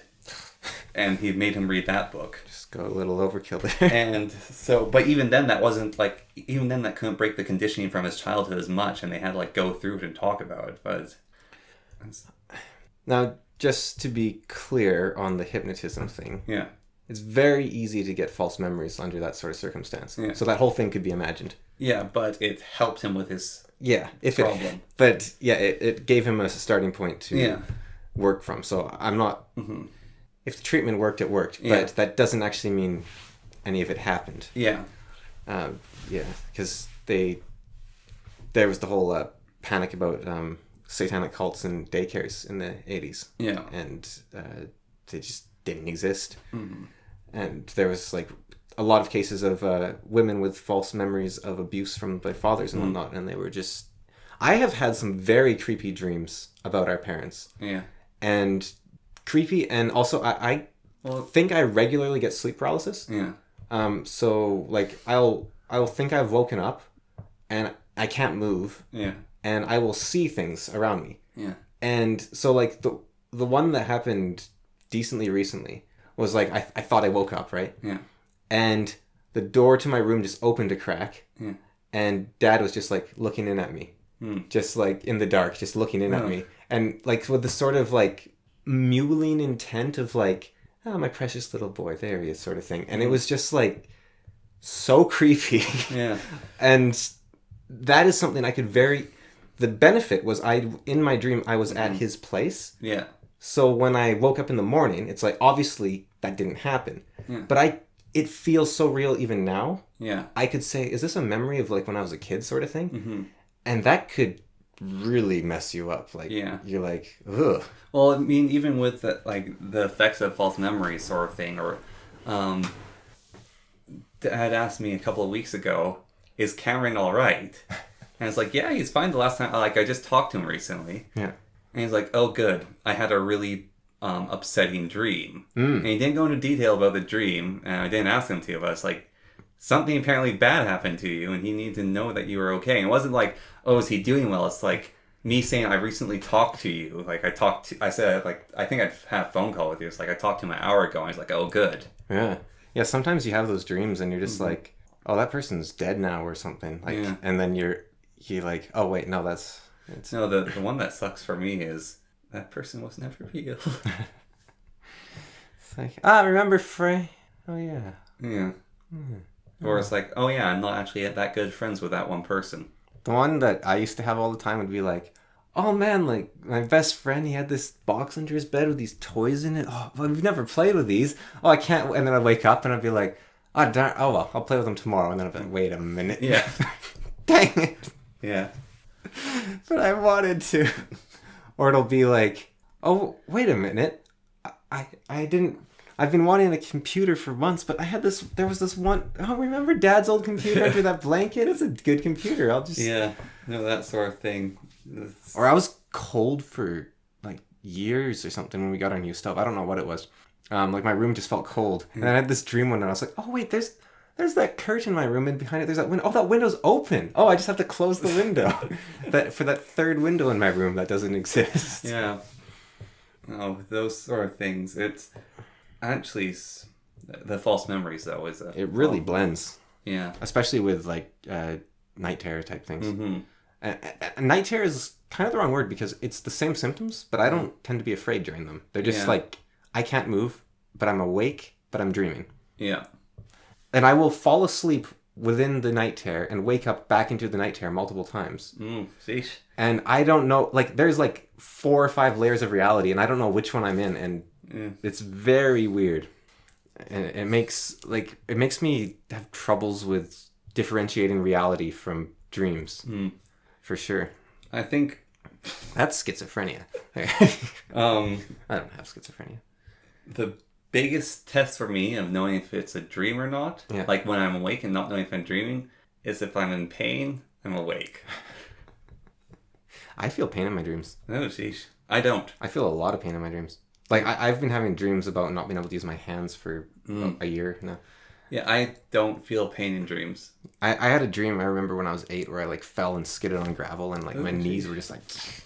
It was also, even on the whole... Now, they get me on every level. The whole thing of, like, you're suffering, and so it's like, I might as well keep on suffering. And this could be in a lot of conditions. Like, I haven't been exercising. I might as well not exercise. Yeah. Once you are out of pain, like, when you have a cold, and then you no longer have the cold, the memory of that cold fades very fast. Insanely fast. The lack of pain seems to fade fast. It's actually like stretching. You stretch something to a point where it's no longer in constant pain. You need to like stretch it for another 2 weeks. Yeah. And then keep on maintaining it. Yep. Because it will come back with a vengeance. Yep. And the sort of that like I actually wrote this down. Remember suffering. Yeah. And it's actually but you can't. Yeah, but no, the same like memento mori, like remember you will die. Yeah. It's like remember there is pain in your life, and you can put yourself into that pain very easily. Yeah. And it's like, oh, but it's not that bad. It's like, no, it is bad. It is so bad. It is destroying. It consumes the world. I wonder how you, like, momento nostalgia or something. But it's like, that's probably even what drug addictions are like. Like, yeah, well, you think, oh, I can have one. Yeah. That's like, I can handle one. No problem. That's exact, like, that's what addiction is like, where you think, oh, that was really fun. But I went out of control. I admit I went out of control. But if I just, like, have one, like, just for, because it's a special occasion, I'm just feeling a bit, like, feeling down or whatever, like, I'll just, and then before you know it, you've bought 3 more books in the Garrett PI series, and you're like, I wanted to save up for a computer, what am I doing? Oh, jeez, I've got a problem. Kindles don't help. Yeah. I seriously, like, buy a lot of books. So, actually, that thought, though, on the buying lots of books. Yeah. So, I read them all, but I buy a lot. Well, my friend used to post these a lot more as this sort of joke, which is I've bought a lot of books and I haven't read them, or I like have a book addiction. Yeah. And we talked about this before, the self-deprecation sort of thing. Yep. I said it right. Yep. And the whole thing of cynicism. I mean, you're talking about reading Calvin and Hobbes. Yeah. And not liking it because it's so cynical. Yeah. And I was thinking about that. And what made Calvin Hobbes very good for when it was things weren't cynical like it. And it was actually an interesting retrospect on a child's life who he had a kind of cruddy life. And he's a great life. I mean, his parents are great. I mean, there's the bully, but beyond, his life's fine. He's just weird. Yeah, but it's... and Jordan Peterson's recent book talked about this bout of world-weary cynicism of people that are too young. But he's like, they don't even deserve that. Like, no, theater people are that. That is my biggest problem with theater people. They're all like that. They're all the same. But actually, though, that's that whole thing though of being like the amount of cynicism, and I think that's probably why Jupiter Rising is so popular on Netflix. That series I was talking about with the superheroes. Why it's so popular is there is cynicism in it, but the hero and his son are both genuinely trying to be good, and their battle is against the cynicism and loss in the world around them, but they're both trying to find meaning and both actually genuinely reaching out for it. And it's not a show completely devoured by cynical writing. I read something by Mark Manson recently, which I think is related to what you're saying about Calvin and Hobbes, and I don't know if I agree with it, but it's an interesting thought anyways. He said that in the 2000s, like 2000 to 2010, no, sorry, 2010 to 2020, jeez. And so in the 10s, a lot of people were feeling very optimistic, like we're in the future, things are going, and he was very cynical during that time. He said, things aren't going to work out, we're making these mistakes with the environment, and things kind of did go downhill to a degree. And now people are very cynical. They're like, this pandemic's still going. We've had these awful world leaders. There's these fighting. There's violence. There's people burning cities all around the world. And he's being very positive. And he said, I was right the first time. I'll probably be right this time. Because when everyone's going one way, it's beneficial to look the other. And you can see that there is more. So I think Calvin Hobbes, like you said, might have been needed in an optimistic time. But in this time, I'm sick of irony and... Well, that's why it's like why the Jupiter Rising is so good and so popular, and I really liked it. It's just wholesomeness. There's a lot of darkness in it, and it is a bit edgy and gritty and sort of like, oh, this is the modern superhero. But comparing it to The Boys is meant to be a satire on superheroes and how awful superheroes are. I think it is way better than The Boys. Like, it outclasses it in almost every single aspect, besides maybe some of the special effects, but that doesn't even matter. Just by the pure story and the quality of writing, it being actually about people trying to be good and trying to better themselves, and the world sucks, but we can be better. I think heroes are always nice to have. Yeah, and well, I actually kind of hate the modern superhero. Actually, the modern superhero, and Comic Books Matter has talked about this. but like these cynical, gritty superheroes, and also even Marvel's joking heroes, like all of them not like they're good people in comics, but they're not taking things seriously, or like the constant joviality, slapping your buddy on the butt. I don't like that kind more. I like the Marvel superhero. I don't like, because the gritty, like Wolverine. Well, no, I'm fine with the gray Wolverine. Punisher, if Wolverine and Punisher are trying to do good, I like them, but it's when the world's crud kid and it's just going to keep on being like that, and we might as well just live in it. I don't.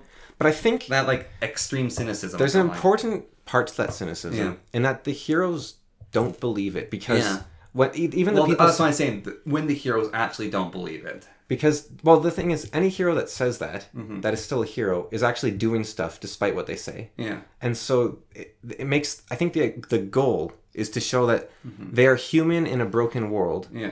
And they are feeling the pain of humanity. Yeah. And yet they keep pushing forward. Yeah, well, and so it's quite... Jupiter Rising does that really well. It's just like, I feel like some things, it's just like, in The Boys, they're like, we're just trying to kill superheroes because the superheroes are jerks, and we're justified in killing jerks. Yeah, like that isn't giving a... That's not heroic. That's not a call to the human spirit. Or anything. That's not heroic. That's vengeance. It's actually pure vengeance. No, that's what The Boys is. The Boys isn't good. The Boys is... Well, it's the difference between helping poor people because you want them to do better, and...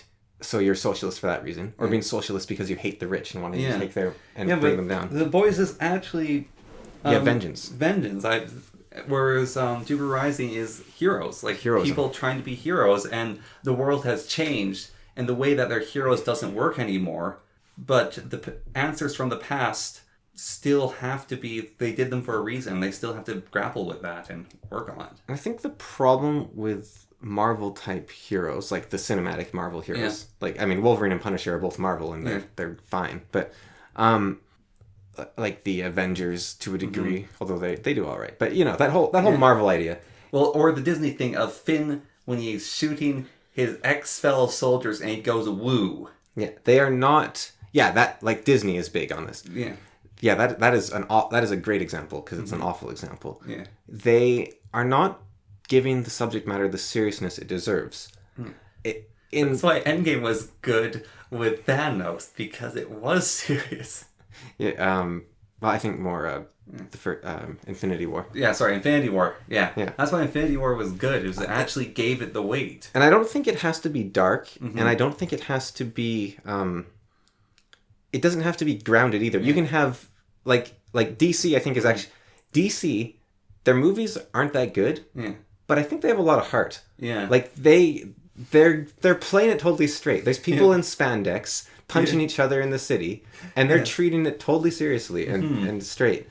And I think there's a certain earnestness in that, which... Yeah, well, like, one of the things I didn't like in a... And I have to... It's not... Like, Avengers do a lot of things right. Yeah. Like, Marvel does a lot of things right. It's not just like, oh, Marvel bad, DC good. Like, there's... So, in Jupiter Rising, so there's the main hero, the Utopian, and there's his wife, and they're both basically Superman.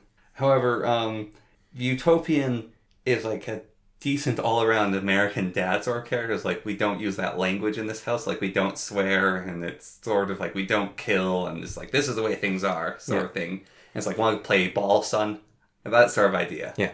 And at one point, his wife just, like, leans back and, like, says the F word and swears. Yeah.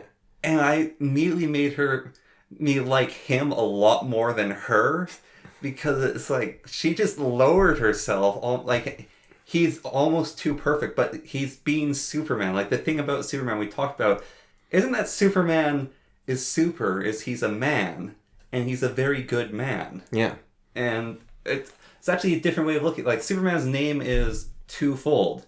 He's superhuman. Yeah. But also... He's the best man. Yeah, he's the man beyond what a man can be on. Yeah. Whereas Batman is what people are, in a way. Yeah. Yeah, I think you almost have to look at Batman in a different... Yeah. Like, through a different lens of some sort. Yeah. But yeah, Superman is the ideal to which we aspire. Yeah, that's what's interesting about Superman, is him grappling with being an ideal. And that's what makes the good Superman comics good. Like, Kingdom Come. Yeah. What Yeah, he's like, I failed everyone, and then he's thinking maybe I have to own up for my mistakes, because if people are going to look up to me, then I have to be... And that is not a fair position to be in. Yeah. Like... No, Superman... The whole world looks up to you, thereby you have to be perfect. Like, that, he's put to a higher standard than anyone else on Earth. Yeah. And that's not fair to him, but he handles it. And that's what makes him a Superman. Yeah, and it's almost... It's interesting, because I know a lot of the time that people say that Batman needs Joker. But in writing, honestly, I think like they can be independent stories. But Superman kind of needs Batman, and Batman kind of needs Superman, just for their small interactions, because Batman keeps Superman grounded in a way. Yeah. He's like, no, Clark, this is what we need to do here.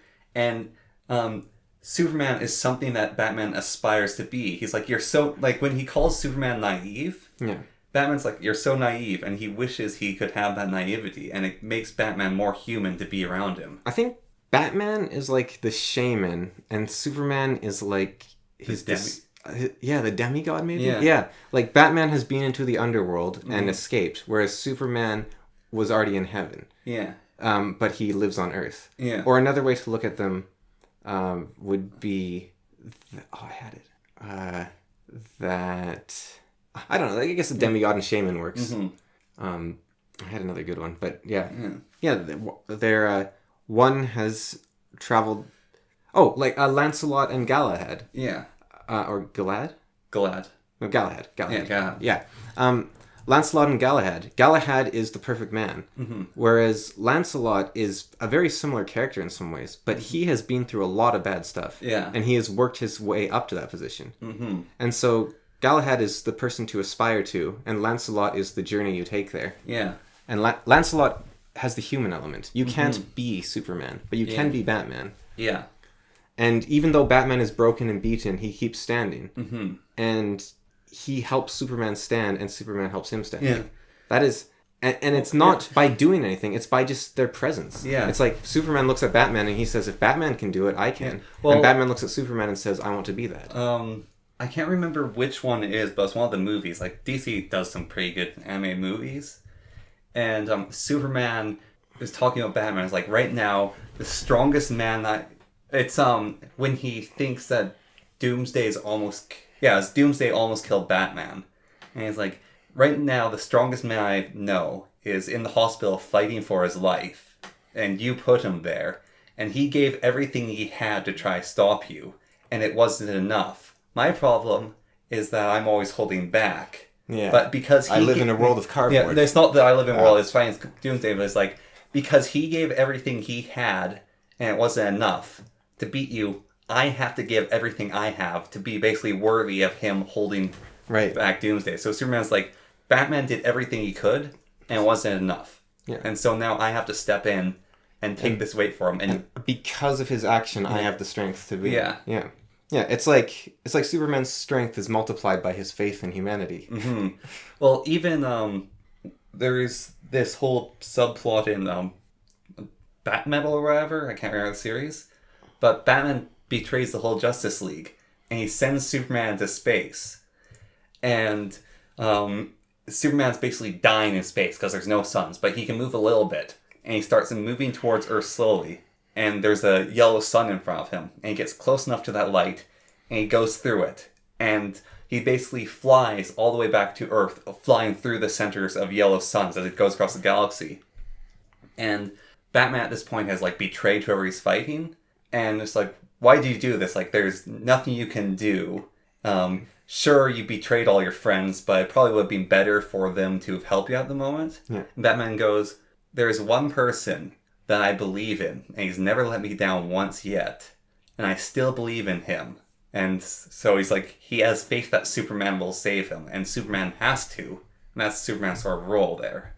And he comes in being the most powerful he's ever been, because he just flew like over the speed of light through a bunch of suns, and then he beats up whoever it is.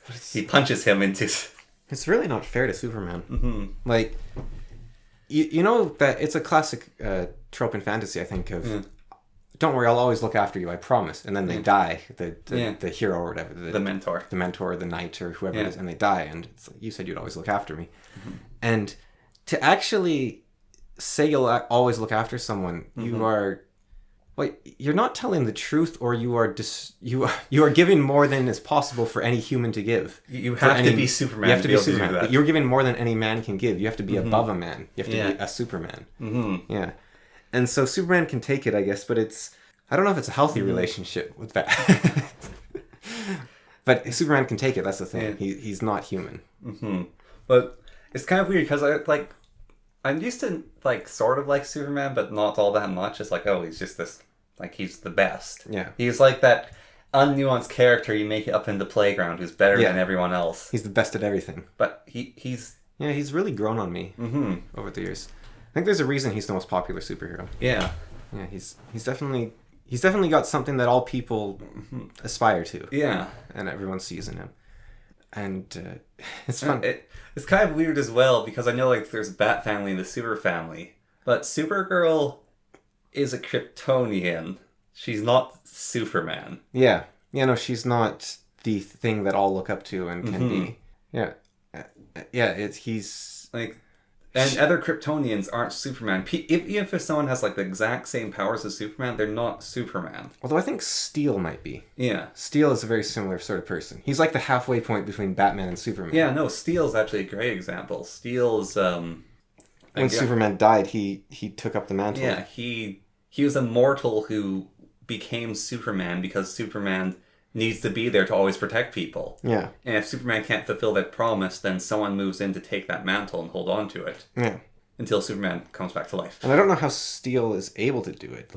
That might be the most unrealistic part of him, let alone his cyborg suit and everything else. But yeah. I mean, he's a bad father, I guess, maybe because his daughter's a wild case. But I don't... But he doesn't even seem like a bad father. No. I don't think you even need to write Steel in that way of his daughter being like that. Yeah. I think the more insane story of Steel, the thing to focus on, is he's taking the place of Superman. Yeah. And he's immortal. You know what Steel taking the place of Superman is like? Yeah. It's like when Hercules takes the place of Atlas for, a couple minutes. Yeah. It's like Hercules, I think, he couldn't live there. No. That would... Actually, Hercules, maybe. Maybe it's even better in The Lightning Thief when Perseus takes it. Yeah, Perseus and Annabeth both take it. But and Perseus' hair goes white. Yeah, same with Annabeth. Although she was... No, they both took it together. Yeah. It nearly kills him. Yeah. But he takes it for a second to give Atlas a break. Yeah. Just like a tiny mercy. Mm-hmm. And Atlas is fulfilling the role no one can. Mm-hmm. And so that is heroism when someone takes up the role. Yeah. Even Hercules, probably. Mm-hmm. Although he's kind of... Well, I think... Herculean Task is an appropriate name. Yeah.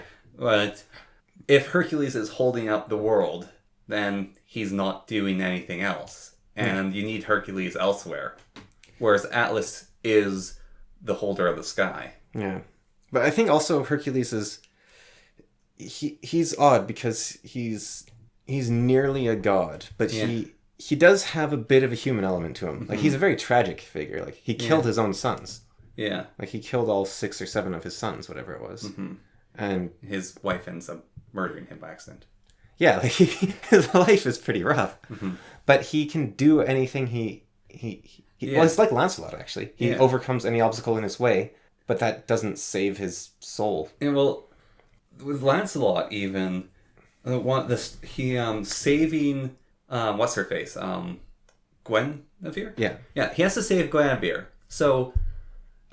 Lancelot is tasked with saving Guinevere. So he takes the path of swords. Yeah, but it's more than that. He had an affair with Guinevere. And so Arthur knows that Lancelot loves Guinevere. In Arthurian tales, when he had to save her, this was after the affair. Yeah. But Arthur sends him anyways because he's the best knight. Yeah. And this guy is saving Guinevere for Arthur. The woman he loves, he is saving for someone else. And like you said, he takes the path of swords, which in...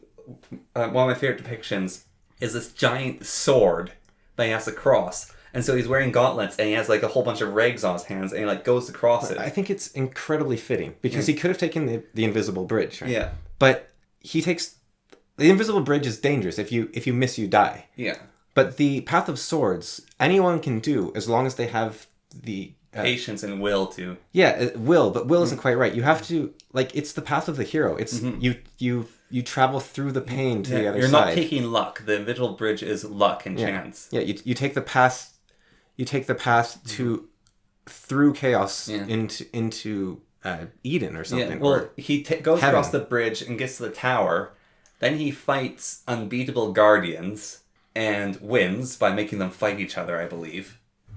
And then, while he's dueling them, he ducks out basically, and they start clashing with each other.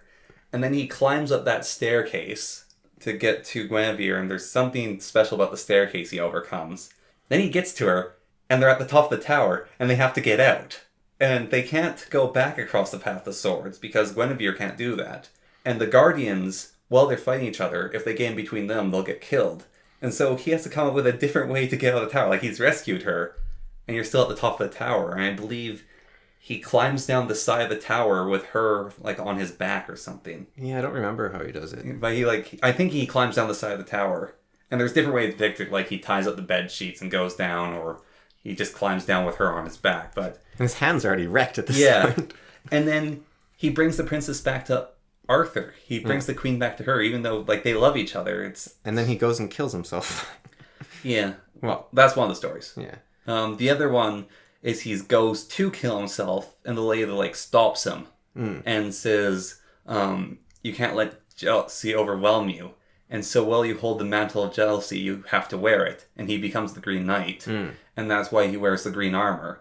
And then once jealousy is gone, or envy? Is envy green? Yeah, it'd be envy. Yeah, sorry, he's the Knight of Envy. So he wears the green armor. So he serves as her guardian.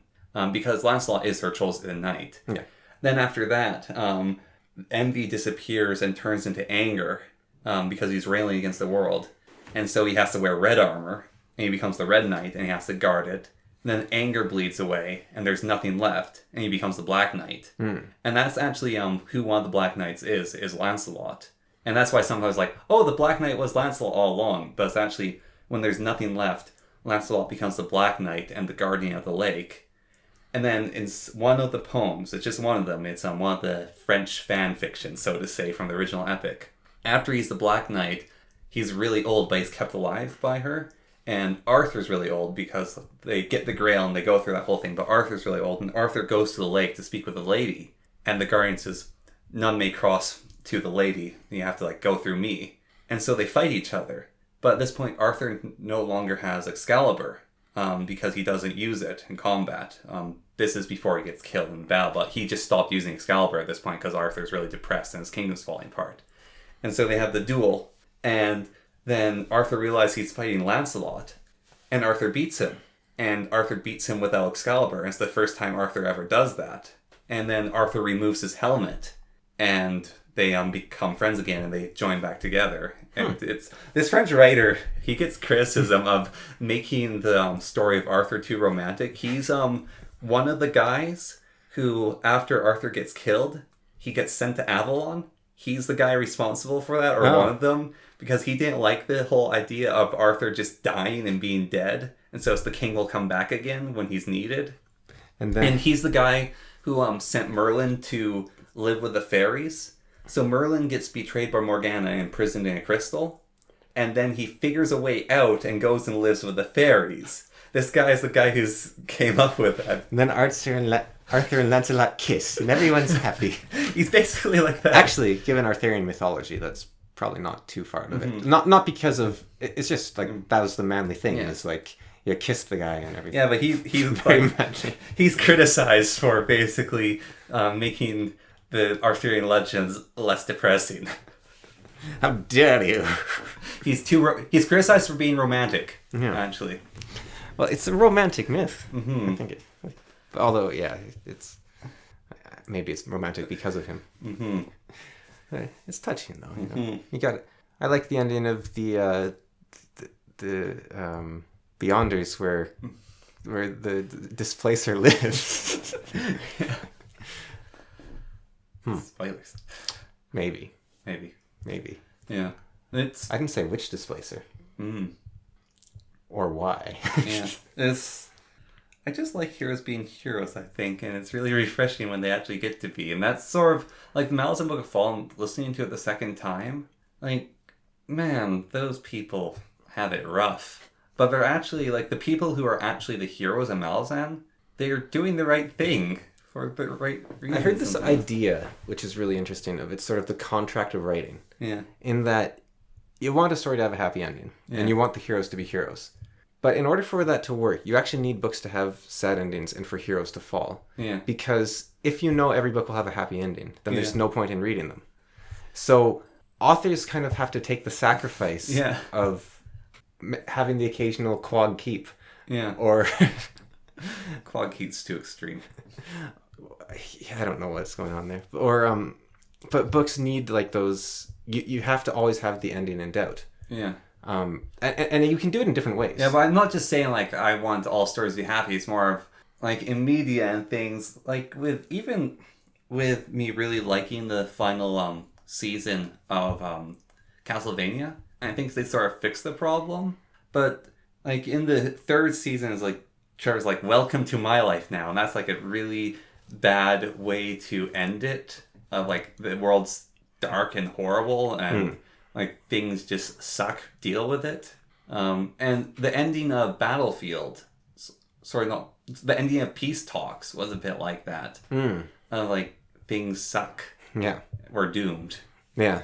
But you need Gandalf to die, you need Boromir to fall, and to come to those moments. You need Enkidu to die. Yeah. You need to have... No, Enkidu is a very good one. Enkidu's death basically... gives Gilgamesh life in a way. Yeah, well, does he search for immortality after he... I think he searches for it after he died because... what's really, really cool about that is... Enkidu dies, and Gilgamesh... is confronted with death, I guess. Yeah, he's confronted with death. And it terrifies him. Gilgamesh doesn't want to die. Yeah. Because his best friend died, and that really sucks because... they're best friends. Mm-hmm. And there's he actually rails against the goddess of death to try getting Enkidu back, and he's denied by her. And he's denied by all the gods. And Gilgamesh is kind of used to being able to even bully gods, and he's denied by them. And so he goes and looks for immortality, and he finds it. But he can't bring it out of the lake. It doesn't work. And... after he fails, some people go like, it's kind of weird that he like didn't try again after that. Like, he went through so much, he fails, and then he just goes back home. But the other way of looking at it is he went through the journey to find immortality, and he found it. And immortality is only in that lake. And he went through all of life. If you read the story, he actually does go through all of life to get to immortality. And immortality is in a lake that only it can be there. And so the first time he fails, why he doesn't try again is immortality isn't worth it. And it's not so much as like, oh, it's an easy effort to go back down there. It's immortality is being at the bottom of that lake. And do you want to... What's the point of being immortal there? Yeah. What's the point of living forever as a stone? Or whatever it might be. And so he's confronted with death. He... goes through grief, he rails against it, he denies it, he tries to overcome it, and then he accepts it. He actually goes through the stages of grief. And he's like, this is death. And then he goes back to his kingdom and fixes it because while he's gone, it fell into disrepair. Yeah, and when he was obsessed with the... when he was obsessed with his pain, his kingdom fell into disrepair. Yeah. And so he had to go... His house went out of order when he was focused on his own pain. Yeah, and so... Which is very similar to your story about... Yeah, I guess so, but he basically had to go back and repair his kingdom.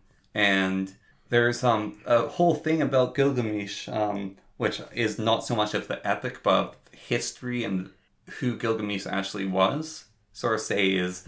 Gilgamesh is a culmination of the original kings of that realm. Mm-hmm. But... when he went back, he ruled for something like 800 years or more. Might be 8,000. So it's like, oh, I couldn't get immortality. And then he, like, lives longer than any humans. And that's actually a theme among the kings of that realm is they lived for he ruled for 800 years. Sargon ruled for 300 years. I can't remember another guy. But lived for 40,000. Yeah, lived forever. Another guy lived for 200 years, and he's considered a short-lived king. Yeah. And it's not probably their greatness rather. Yeah, it's their great. It's the memory of them. It's their impact and legacy, and also they probably did live a long time in some comparison to the common folk. But when Gilgamesh basically went back, he fixed everything, and he ruled for another 8,000 years or whatever. His life brought order for another 8,000 years after he finally settled his kingdom and was the ruler he was supposed to be from the very beginning after going through all that. But he probably couldn't have become that ruler without his quest. No, and he couldn't become that ruler without Enkidu. He needed to have the bromance with Enkidu to realize there's value in the world. I was going to say what would be really interesting in the Arthurian tale is if the Grail was in Camelot. Imagine Percival goes on his journey, and only by going through the journey, when he returns, can he find the Grail. Yeah. That'd be kind of actually, that's kind of what happens, because the Grail appears to him. Yeah. It's not like he finds it somewhere. It's when he's coming back from the quest, the Grail appears to him. It's once he's done everything, then... Or he gets it from the Fisher King. But the Grail coming to him is kind of... Did he ascend to heaven, or was that... Yes, Percival or Galahad. They're the same person. Oh, Percival and Galahad are the same person? Kind of. Isn't Percival... They have the same quest. Percival's more human. Yeah. Yeah. What about Galahad? I think that's Wheel of Time. Isn't there? But there's Galahad, and there's a guy with a very similar name to Galahad. Yeah, maybe it is Galahad, but I'm not sure. Mm-hmm. Yeah. Oh, yeah. I know the difference between Percival and Galahad. Actually, one of the funny differences between them. So, Galahad's heart is pure, and his strength is the strength of 10 men. Yes. Percival has the strength of 10 bears. Oh, so he's stronger. And Percival's whole thing is he's incredibly strong and really reliable, and he's the most solid of the knights. And I guess they kind of are interchangeable in some ways. The book Labyrinth. Yeah. There's a planet that is the deadliest place on Earth, and you can go to the safe spot on it, and your goal is to find the sanctuary. Yeah. And so you start in the safe spot, and then you go out through this incredibly dangerous world looking for the sanctuary, and everyone dies. Yeah. But eventually, the character who's this weird bear creature. Yeah. Bear chicken. Yeah, he's a bear chicken. I think that's actually his species name. Yeah. He eventually, one of his friends, all of his friends die except for one, who's this spider bee thing. Yeah. And the spider learns to dance within the labyrinth, and so he becomes untouchable because his dance is in such perfect harmony that anything that attacks him just flows with him and misses. Yeah. And so he decides to live within the wilderness forever in danger. Yeah. And but he's trapped now. I guess he's found immortality in a way, but he's trapped out in the wilderness forever just as a part of it. Yeah. And then he returns home to the safe spot having lost his friend. Yeah. And he realizes that there's a safe spot that everyone's looking for sanctuary. Everyone starts in the safe spot. Yeah. And isn't the psychic rock trying to get there? I remember that being a thing where there's a rock that all it can do is communicate to people, and it's trying to get them to carry it into the safe spot. Yeah. Because it figured it out. There was some sort of other creature that figured it out too, but he kept going out to help the others. So he knew it was the safe spot, but he kept going out every day so that the others would go out so they could find it. So he was teaching them without telling them. Yeah. Which is really interesting because he could just say, yo, we're safe here. But you're not safe until you are in danger. Yeah. You can't see safety until you're in danger. And that is a modern story, but it's really well done, actually. Really weird. It's really weird, but it's really well done. It's good. We need to wrap up. Yeah. And it's actually modern. That's funny. It's written in the 2000s or... That was before that. It must have been. No, but still, it's modern. Yeah. It's actually written in the modern. Yeah, it's last 40 years. Yeah. But, yeah. Well, I'll do it next time, I guess. I'll end with a thought. I didn't talk about memes as well. I've been wanting to talk about memes for ages. Well, I'll end with a thought, though. Okay. So I said that we are the shards of Dionysus in the body of the Titans. And you might ask, why, if we will reunite with the divine soul, do we come to Earth to live in the earthly bodies? Yeah. why would you put the seeds of divinity in the soil? Yeah. To grow. Where do you think seeds belong? Yeah. I just think that's to grow. Yeah. I just think that's interesting. Like, you can be part of the divine, but if you want to be more, maybe you have to leave Eden. Yeah. Yeah, it's the whole. Yeah.